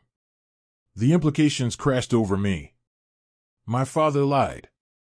About everything. Or he was protecting you. From knowing how deep this went. Jiwon swiped to another image. Park Sang-woo. Shaking hands with someone. A younger man. Also familiar. My breath caught. That's impossible. What? That's... I couldn't say it. That's Dae-hoon. Jiwon nodded slowly. Taken 2 weeks ago. In Moscow. He said he was undercover. He said what he needed you to believe. Jiwon's voice was gentle. Almost kind. He's not your ally, Aria. He never was. But he warned me. He told me about the tree. About Seoul. About exactly what they wanted you to know. So you'd lead us to it. I felt sick. They're all working together. Dae-hoon. Park Sang-woo. The Bratva. And probably others we haven't identified yet. He put away the tablet. But they made one mistake. What? They assumed I'd protect you by keeping you away from Seoul. By hiding you. And you're not? I'm taking you directly to the tree. Tonight. And we're getting there first. That's insane. They're expecting us. They'll be waiting. They're expecting us to arrive tomorrow. After they've had time to excavate. To find what's buried. He smiled with cold, dangerous. We're arriving in 3 hours. With a full tactical team. And we're digging first. And if they're already there? Then we go through them. The casual violence in his tone should have scared me. Instead, it felt like the only honest thing anyone had said in days. Why are you doing this? I asked. Really doing this? You could leave me. Cut your losses. Find another way to solidify your succession. I could, he agreed. But you won't. No. Why? He stood. Moved to the window. Looked out at the darkness. Because when I chose you, I made a promise. To myself. That I wouldn't be like my grandfather. That I wouldn't sacrifice people just because they were convenient. He turned back. And because somewhere along the way, this stopped being about succession. What's it about now? He crossed to me. Knelt so we were eye level. You, he said simply. It's about you. Making sure you survive. Making sure you get answers. Making sure that when this is over, you have the choice your father never gave you. What choice? Whether to destroy them all. Or join them. His hand came up. Cupped my face. I told you I needed a wife, he said quietly. But what I actually needed was someone who wouldn't be broken by this world. Someone strong enough to survive it. Change it. Or burn it down. And you think that's me? I know it is. His thumb brushed my cheek. I've watched you. Studied you. Every decision you've made since I knocked on your door. You're not a victim, Aria. You're a weapon that hasn't been aimed yet. What if I aim at you? Then I die knowing I was right about you. The honesty stole my breath. You're insane, I whispered. Probably. He smiled. But so are you. Or you wouldn't still be here. He was right. I could have run a dozen times. Could have refused him at every turn. But I hadn't. Because some part of me, the part that remembered my father's last words, my mother's secrets, all the years of hiding, that part wanted answers. Wanted revenge. Wanted to become exactly what they feared. What happens when we get to Seoul? I asked. We dig. We find what your father hid. And we use it. Use it how? However you want. His eyes held mine. It's your inheritance, Aria. Your choice what to do with it. What if I choose to destroy everything? Your family's empire. The Bratva. All of it. Then I help you. Even if it means destroying yourself? Especially then. I searched his face for the lie. The manipulation. Found only exhaustion and something that looked like hope. We need to rest, he said, standing. We land in 2 hours. And when we do, everything changes. He moved toward the back of the plane. Toward a private cabin. Stopped. Looked back. Aria? Yes? Thank you. For what? For not running. For trusting me. Even when you shouldn't. I don't trust you, I said. I know. He smiled. That's why I trust you. He disappeared into the cabin. I sat there, dress ruined, blood on my hands, flying toward answers I wasn't sure I wanted. And realized with absolute certainty that I'd crossed a line tonight. Not into his world. Into myself. The part of me that was my father's daughter. The part that knew how to survive. And the part that was learning how to fight back. Seoul at dawn was exactly as I remembered. And completely different. The city had grown. Changed. But some things, like the neighborhood where I'd spent my first 15 years, remained frozen in time. We arrived in 2 vehicles. Jiwon and me in one. A tactical team of 6 in the other. All armed. All silent. The house where I'd grown up was gone. Replaced by a modern building. Apartments. Expensive. But the garden remained. Surrounded by a fence. Protected by preservation laws. And in the center, exactly where I remembered. The cherry tree. Older now. Gnarled.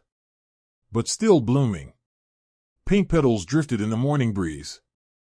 Count them all, I whispered. Jiwon heard. What? That's what my father said. When the cherry blossoms fall, count them all. I thought it was poetry. But he meant coordinates. Jiwon pulled out his phone. Opened a GPS app. Give me the exact phrase again. Remember the garden. When the cherry blossoms fall, count them. Count them all. He typed. Calculated. His expression changed. What? I asked. He showed me the phone. GPS coordinates. Converted from the phrase using a cipher I didn't understand. But the location they pointed to wasn't a tree. It was beneath it. Exactly 6 feet down. Your father was brilliant, Jiwon said. Or paranoid. Same thing in this world. The tactical team moved into position. Scanning the area. Checking for threats. One of them approached. We're clear. But we have a problem. What problem? Jiwon asked. Ground-penetrating radar shows something else. 20 feet from the tree. Buried. Metal. Large. Another safe? Or a body? The words hung in the air. Start with the tree, Jiwon ordered. We get what we came for first. The team began to dig. I stood there, watching Earth being moved, watching my past being literally unearthed, and felt my chest tighten.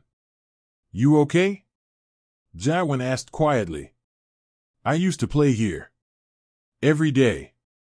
My mother would sit under that tree and read. My father would work in the house. And I'd run around pretending I was safe. You were safe. Then. Was I? Or was I just too young to see the danger? He didn't answer. The digging continued. 10 minutes. 20. Then one of the team called out. We've got something. They pulled out a metal box. Waterproof. Sealed. My heart hammered. Jiwon knelt beside it. Examined the lock. It needs a key, he said. I don't have a key. Or a code. He pointed to a small digital pad. 6 digits. My father's voice echoed in my mind. Count them all. I knelt beside the box. Looked up at the tree. Cherry blossoms. Still falling. Drifting like snow. How many petals does a cherry blossom have? I asked. 5, one of the team members answered. 5.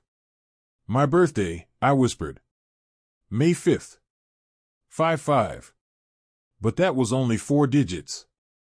My mother's birthday. May 5th. Same day. Still not 6. Then it hit me. The year I was born. The last 2 digits. 93.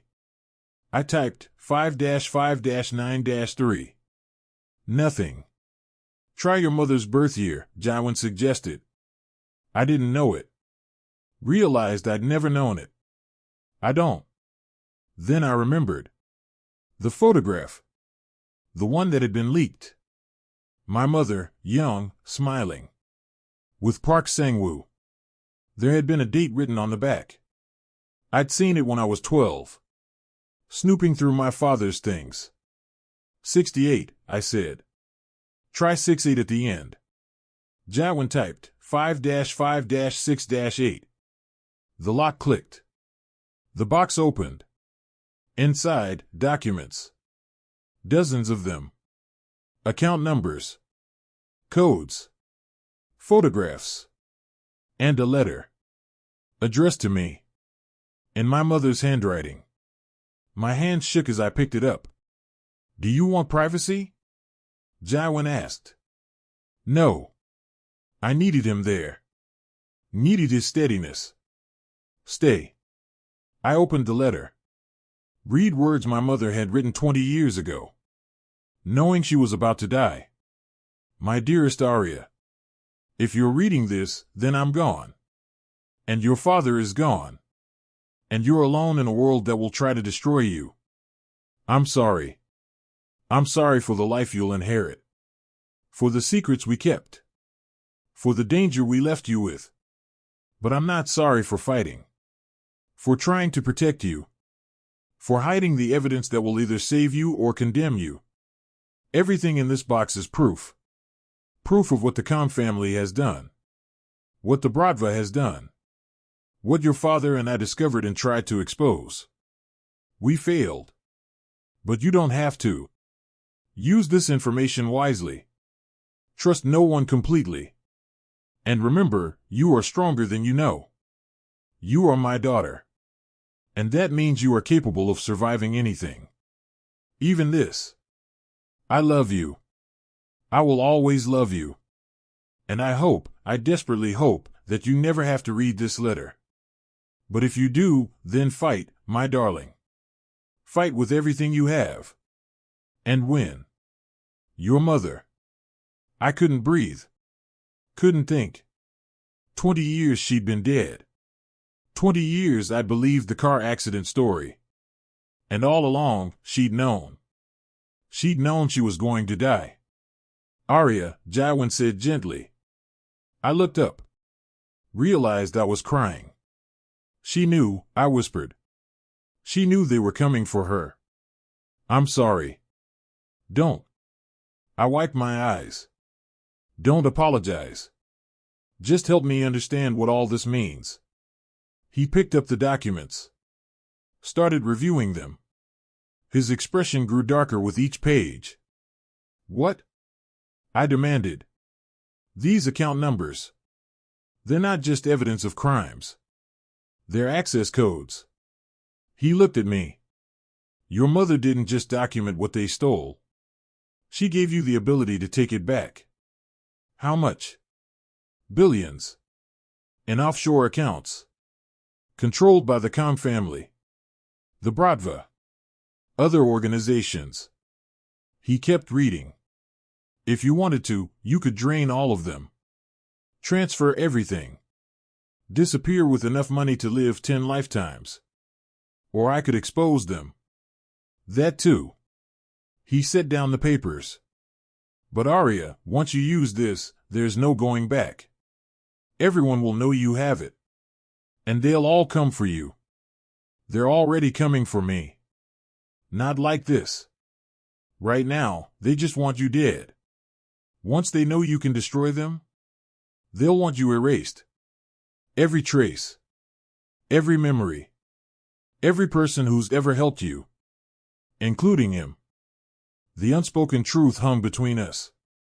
So I have a choice, I said slowly. Take the money and run. Or take the evidence and fight. Yes. What would you do? He smiled, sad, resigned. I'd fight. But I'm already condemned.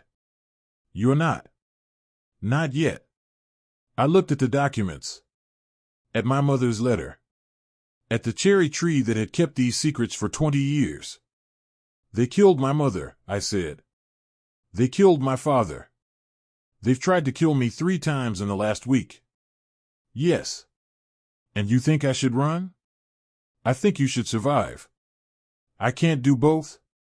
Not in this world. I stood. Gathered the documents. All of them. Then I choose to change the world.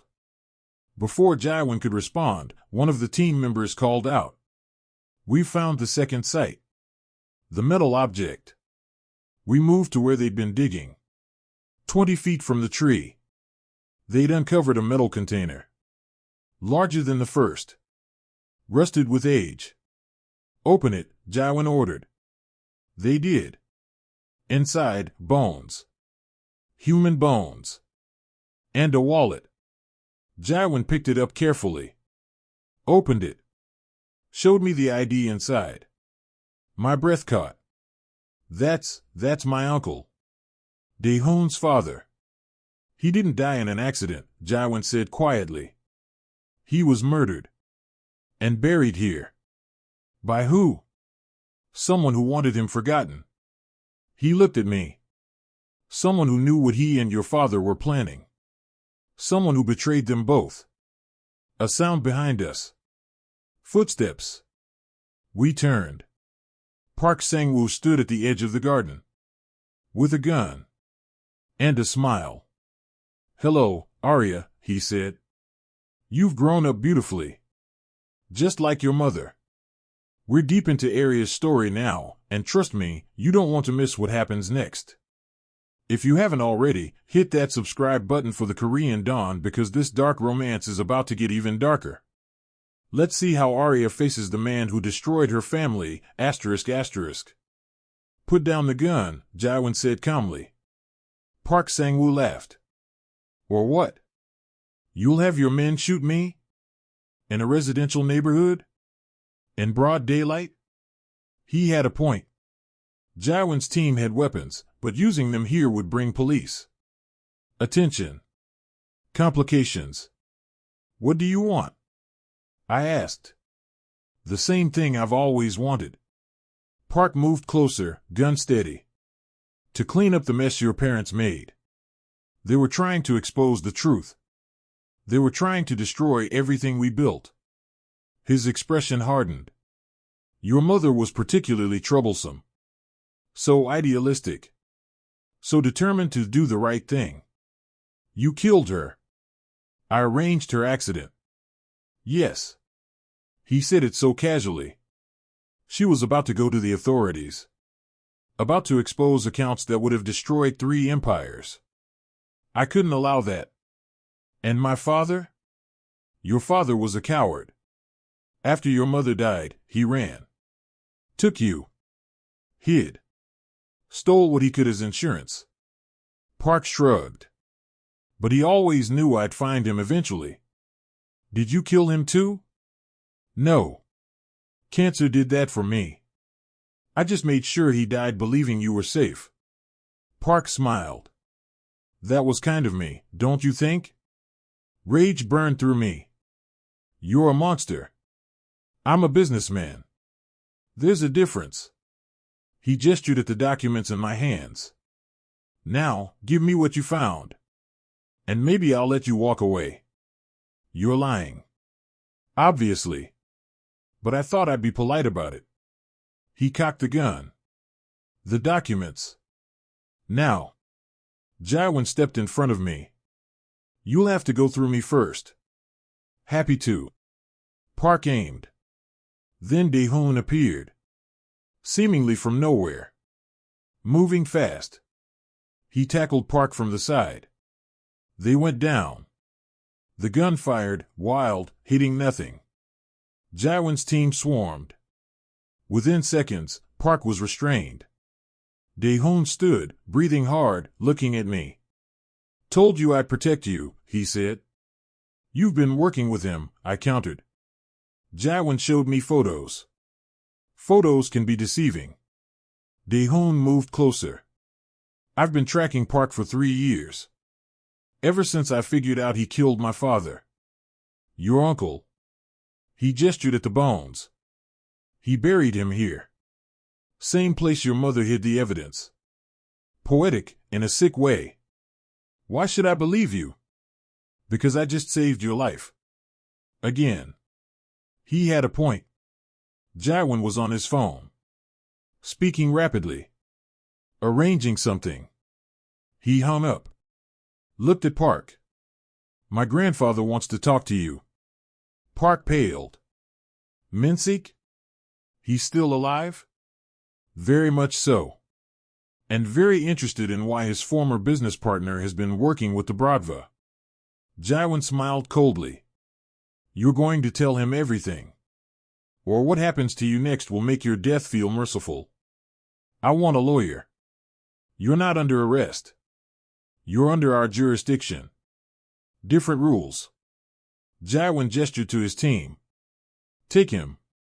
Secure location. Full interrogation protocols. They dragged Park away. I stood there, documents clutched in my hands, staring at the bones of my uncle. We need to notify authorities, I said. Give him a proper burial. We will, Jiwon agreed. But first, we need to finish what we started. What do you mean? He picked up the documents. Started photographing them. Every page. What are you doing? I asked.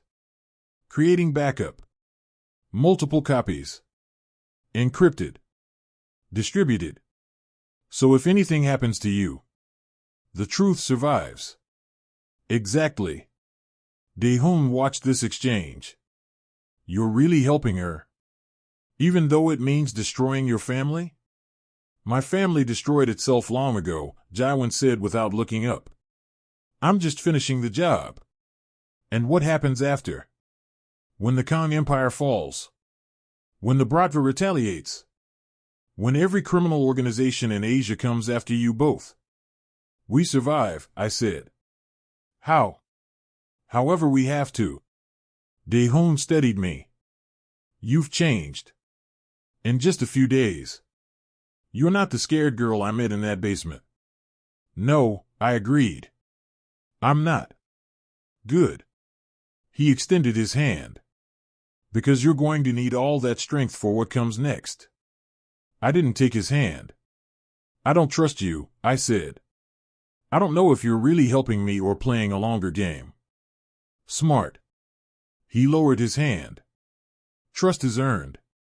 I get that. So let me earn it. How? By showing you something. He pulled out his phone. Showed me a video. Minji. Tied to a chair. Bloodied. Clearly interrogated. When did you? I started. 2 hours ago. While you were in the air. I tracked her after the attack. Found where she was hiding. He paused the video. She's been working with Park. Feeding him information. But she's not the only one. Who else? He swiped to another image. My stomach dropped. No, I whispered. The photo showed Hannah. Talking to Park. Money exchanging hands. Your stylist, Dae-hoon said. She's been reporting on you since day one. Every conversation. Every weakness. Every fear. I felt sick. She warned me. She gave me rules for survival. Because keeping you alive kept her paycheck coming. But she was also making sure you never got too close to the truth. Jiwon took the phone. Examined the photo. When was this taken? 3 days ago. In Seoul. Dae-hoon reclaimed the phone. I have more. A whole network of people on Park's payroll. Some in your organization, Jiwon. Some in the Bratva. Some you'd never suspect. Why are you showing us this? Jiwon asked. Because I'm done playing spy. Done pretending. Done watching my family get destroyed by people like Park. Dae-hoon looked at me. Your father asked me to protect you. I failed once. I'm not failing again. Even if it costs you everything? Especially then. He smiled, sad, determined. That's what family means. For the first time, I believed him. Okay, I said. Help us. Really help us. And maybe we all survive this. That's a big maybe. It's the only one we've got. Jiwon finished photographing the documents. Handed them back to me. We need to move. If Park found us, others will too. Where do we go? I asked. Somewhere they'll never expect. He pulled out his phone. Made a call. Grandfather? I need to come home. And I'm bringing someone you need to meet. He hung up. We're going back to your grandfather? I asked. The man who ordered my father killed? Yes. That's insane. That's survival. Because right now, he's the only person with enough power to protect you from everyone else. Jiwon met my eyes. And I'm betting that once he sees what you have, he'll want you alive more than he wants you dead. That's a hell of a bet. It's the only play we have. He was right. I hated that he was right. Fine, I said. We go. We talk to him. We show him the evidence. And then? Then we burn it all down. Together. Jiwon smiled. Actually smiled. There's the fury I was waiting for. We walked back to the vehicles. Dae-hoon followed. As we drove away from the garden, I looked back one more time. At the cherry tree. At the disturbed earth. At the place where my mother had hidden the truth. Where my uncle had been buried. Where my entire past had been waiting. Thank you, I whispered. To my mother. To my father. To the ghosts who protected me even in death. And then I turned forward. Toward whatever came next. Toward the confrontation with the man who'd started it all. Toward the end of hiding. And the beginning of fighting back. The flight back felt longer than the flight out. Maybe because I knew what waited. Kang Jiwon. The Emperor. The man who'd built an empire on blood and buried everyone who threatened it. Including my father. Jiwon sat across from me, working on his laptop. Coordinating. Planning. Dae-hoon sat in the back, watching everything with calculating eyes. Tell me about your grandfather, I said to Jiwon. He looked up. What do you want to know? Everything. If I'm going to face him with this evidence, I need to understand who he is. Jiwon closed his laptop. Leaned back. He was born poor. Grew up during the war. Watched his family starve. Swore he'd never be powerless again. He paused. By the time he was 30, he'd built the foundation of what would become our empire. Legal businesses, mostly. But with advantageous connections. Mafia connections. Strategic partnerships. He provided services, money laundering, mostly, and in exchange, he got protection. Access. Power. And my father threatened that. Your father discovered that those partnerships were deeper than anyone knew. That my grandfather wasn't just helping criminals, he was one. Directing operations. Ordering hits. Building a network that spanned 3 continents. And my mother wanted to expose it. She had evidence. Documentation. Witnesses willing to testify. Jiwon's expression darkened. She was a week away from going to the international authorities when Park arranged her accident. On your grandfather's orders. I don't know. He's never admitted it. But he's never denied it either. And you're taking me to him. I'm taking you to the one man who might actually listen. Why would he listen? Because what you have doesn't just threaten him, it threatens everyone. The Bratva. The Yakuza. The Chinese triads. Every organization that's built their empire on the same foundation. Jiwon leaned forward. If that information goes public, it doesn't just destroy us. It destroys them all. Which means they all have a reason to keep me alive. Or a reason to make sure you never use it. Hence the meeting with grandfather. Jiwon checked his watch. We land in 30 minutes. When we do, let me do the talking. At first. I'm not going to sit there silently. I'm not asking you to. I'm asking you to let me establish the terms before you drop a bomb on him. Fair enough. I looked at the documents beside me. My mother's letter. The evidence that could end everything. What if he tries to take them? I asked. He will try. That's why we have copies. Jiwon pulled out a small drive. Everything's here. Encrypted. And uploaded to 3 separate secure servers. If anything happens to you, it releases automatically. Dead man's switch. Exactly. You thought of everything. I had to. You're too valuable to lose. He said it so simply. Like it was just a fact. Not a confession. Not a feeling. Just truth. Dae-hoon spoke up from the back.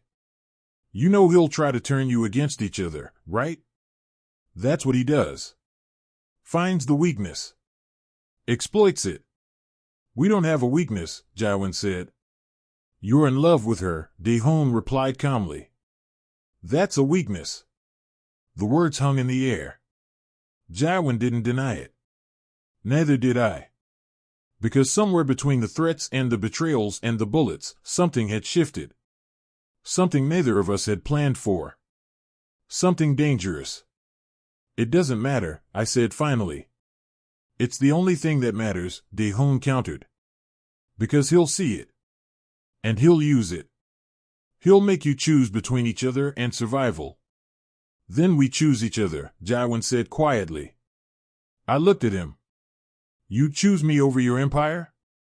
I choose you over everything.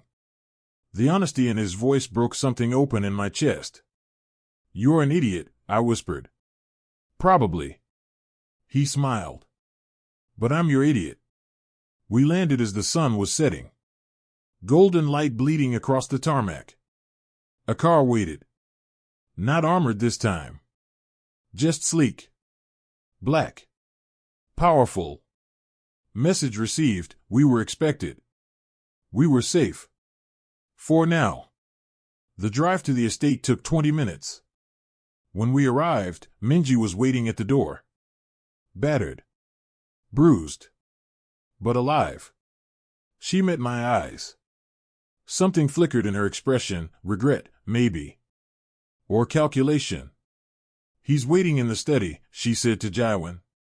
We followed her inside. The estate looked different in evening light. Less fortress. More tomb. We stopped at a heavy wooden door. Minji knocked once. Enter, came the old man's voice. We did. Kang Jiwon sat behind a massive desk. Smaller than I remembered. Frielier. But his eyes were still sharp. Still dangerous. Grandson, he said. Then his gaze shifted to me. And the prodigal daughter returns. I was never prodigal, I said. No. You were stolen. There's a difference. He gestured to chairs. Sit. Let's discuss what you found. Jiwon and I sat. Dae-hoon remained standing near the door. I assume you've already heard, Jiwon said. Park Sang-woo is currently being questioned. Yes. The old man's voice was mild. He's been very forthcoming. Particularly about his relationship with your parents, Aria. He murdered my mother. So he says. He also says he had my approval. Did he? A pause. Long, heavy. No. The admission shocked me. You didn't order her death? I ordered surveillance. Containment if necessary. But not murder. His expression hardened. Park exceeded his authority. And in doing so, he created a liability that's haunted us for 20 years. My father. Your father. Who stole enough information to destroy us all out of grief and revenge. The old man leaned forward. Information you now possess. Yes. And what do you intend to do with it? I pulled out the documents. Set them on the desk between us. That depends on you. He reached for them. I pulled them back. First, we talk, I said. About my parents. About what really happened. About why you're still running an empire built on crimes you claim to regret. I never said I regret them. Then what do you regret? He was silent for a long moment. Then, the cost. The people I lost. The grandson I damaged. His eyes shifted to Jiwon. The future I destroyed for the sake of a past that means nothing now. Pretty words, I said. But they don't bring back my parents. No. Nothing will. He folded his hands. But perhaps we can prevent more deaths. Starting with yours. I'm listening. The information you have, it's valuable. Dangerous. But also dated. He tapped the papers. These accounts? Half of them are closed. These operations? Ended years ago. What you have is historical evidence. Damaging, yes. But not catastrophic. You're saying it's worthless? I'm saying it's leverage. not annihilation. He leaned back. The question is, what do you want to leverage it for? I'd thought about this. On the plane. In the car. In every moment since I'd opened my mother's letter. I want immunity. For me. For anyone who's helped me. Full protection from every organization listed in these documents. Granted. I want Park Sang-woo prosecuted. Publicly. For my mother's murder. Granted.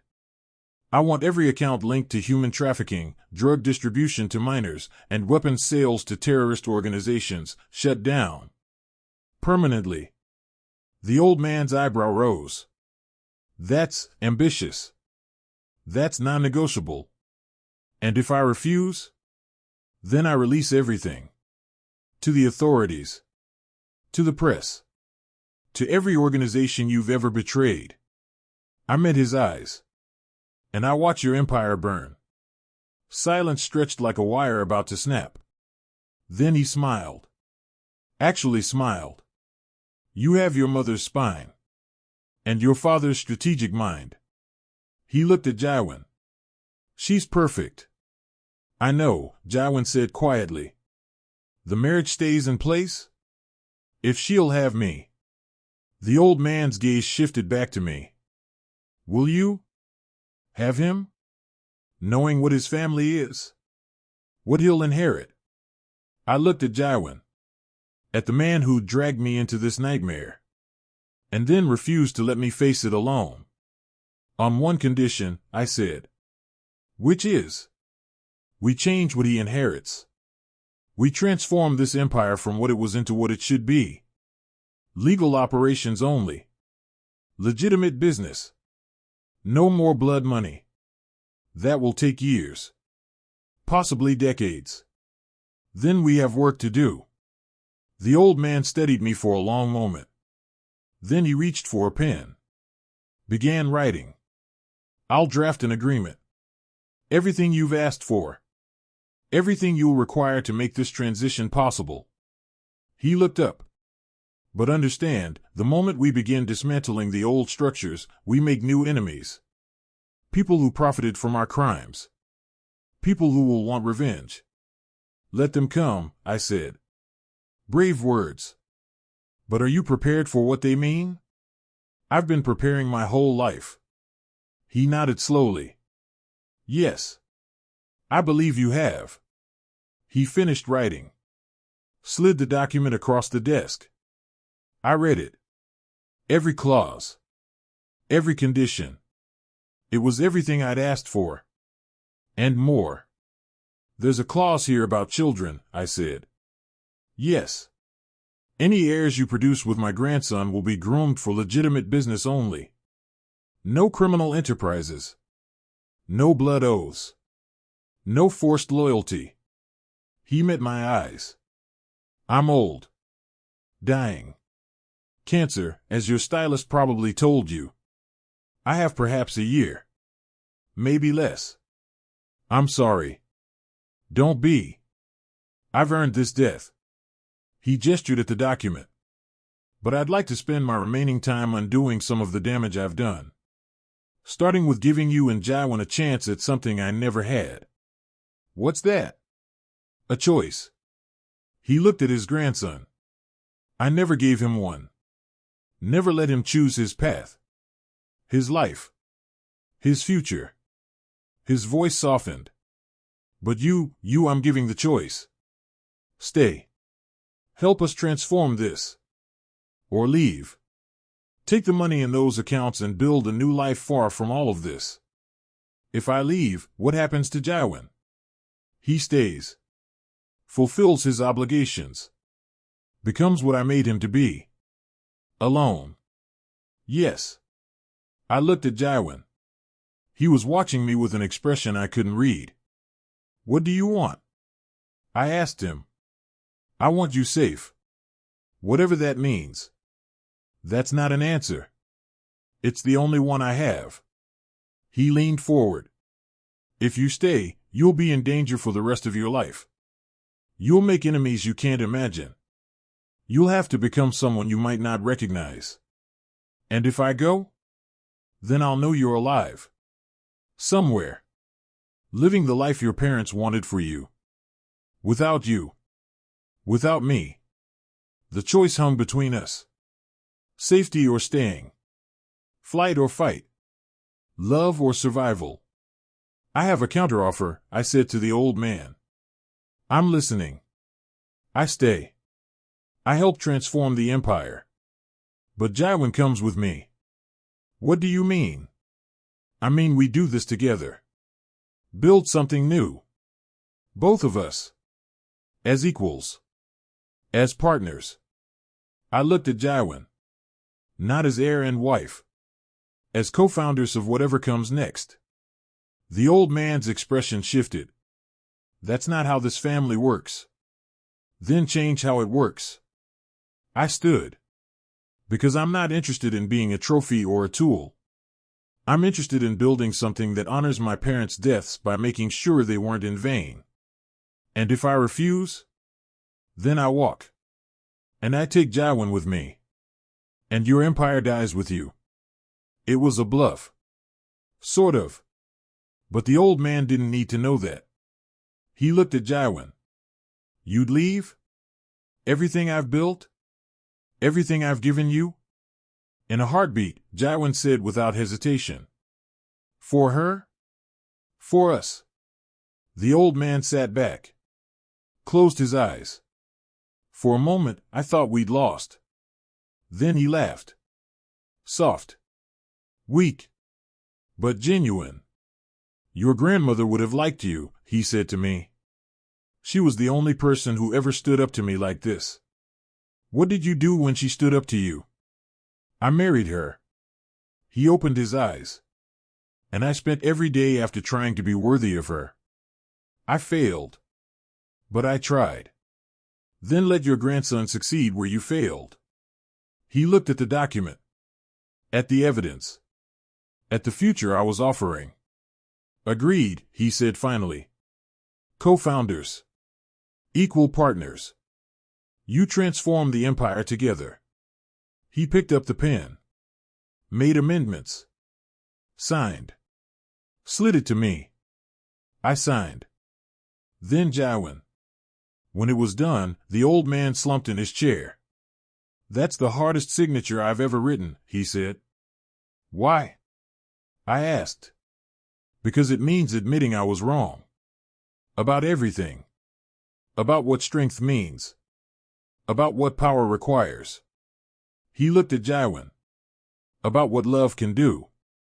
Jiwon's hand found mine under the desk. Squeezed. I squeezed back. We should go, Jiwon said. Let you rest. Yes. Rest. The old man's eyes were already closing. Minji will show you to your rooms. Different rooms, I assume? Same room, I said. His eyes opened. Surprised. We're partners, I explained. In everything. Ah.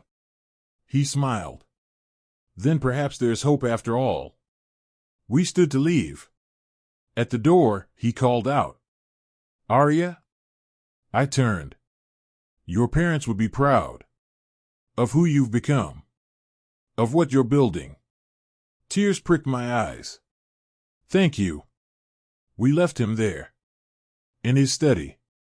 With his empire. With his regrets. And walked toward whatever came next. Together. And that's where we're pausing Aria's story for now.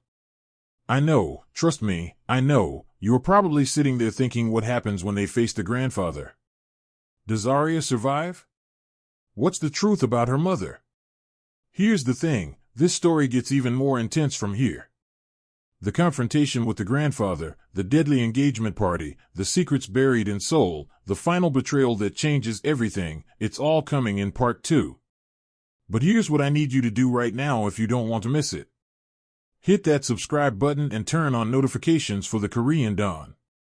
Because part 2 drops soon, and you do not want to be the person scrambling to find it when everyone else is already talking about the twist you haven't seen yet. Seriously, subscribe now. It's free. It takes 2 seconds.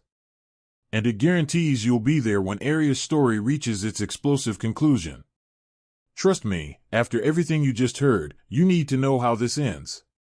So go ahead, subscribe to the Korean Dawn, smash that notification bell, and I'll see you in part 2 when we find out if Aria survives the most dangerous night of her life. Don't make me wait for you.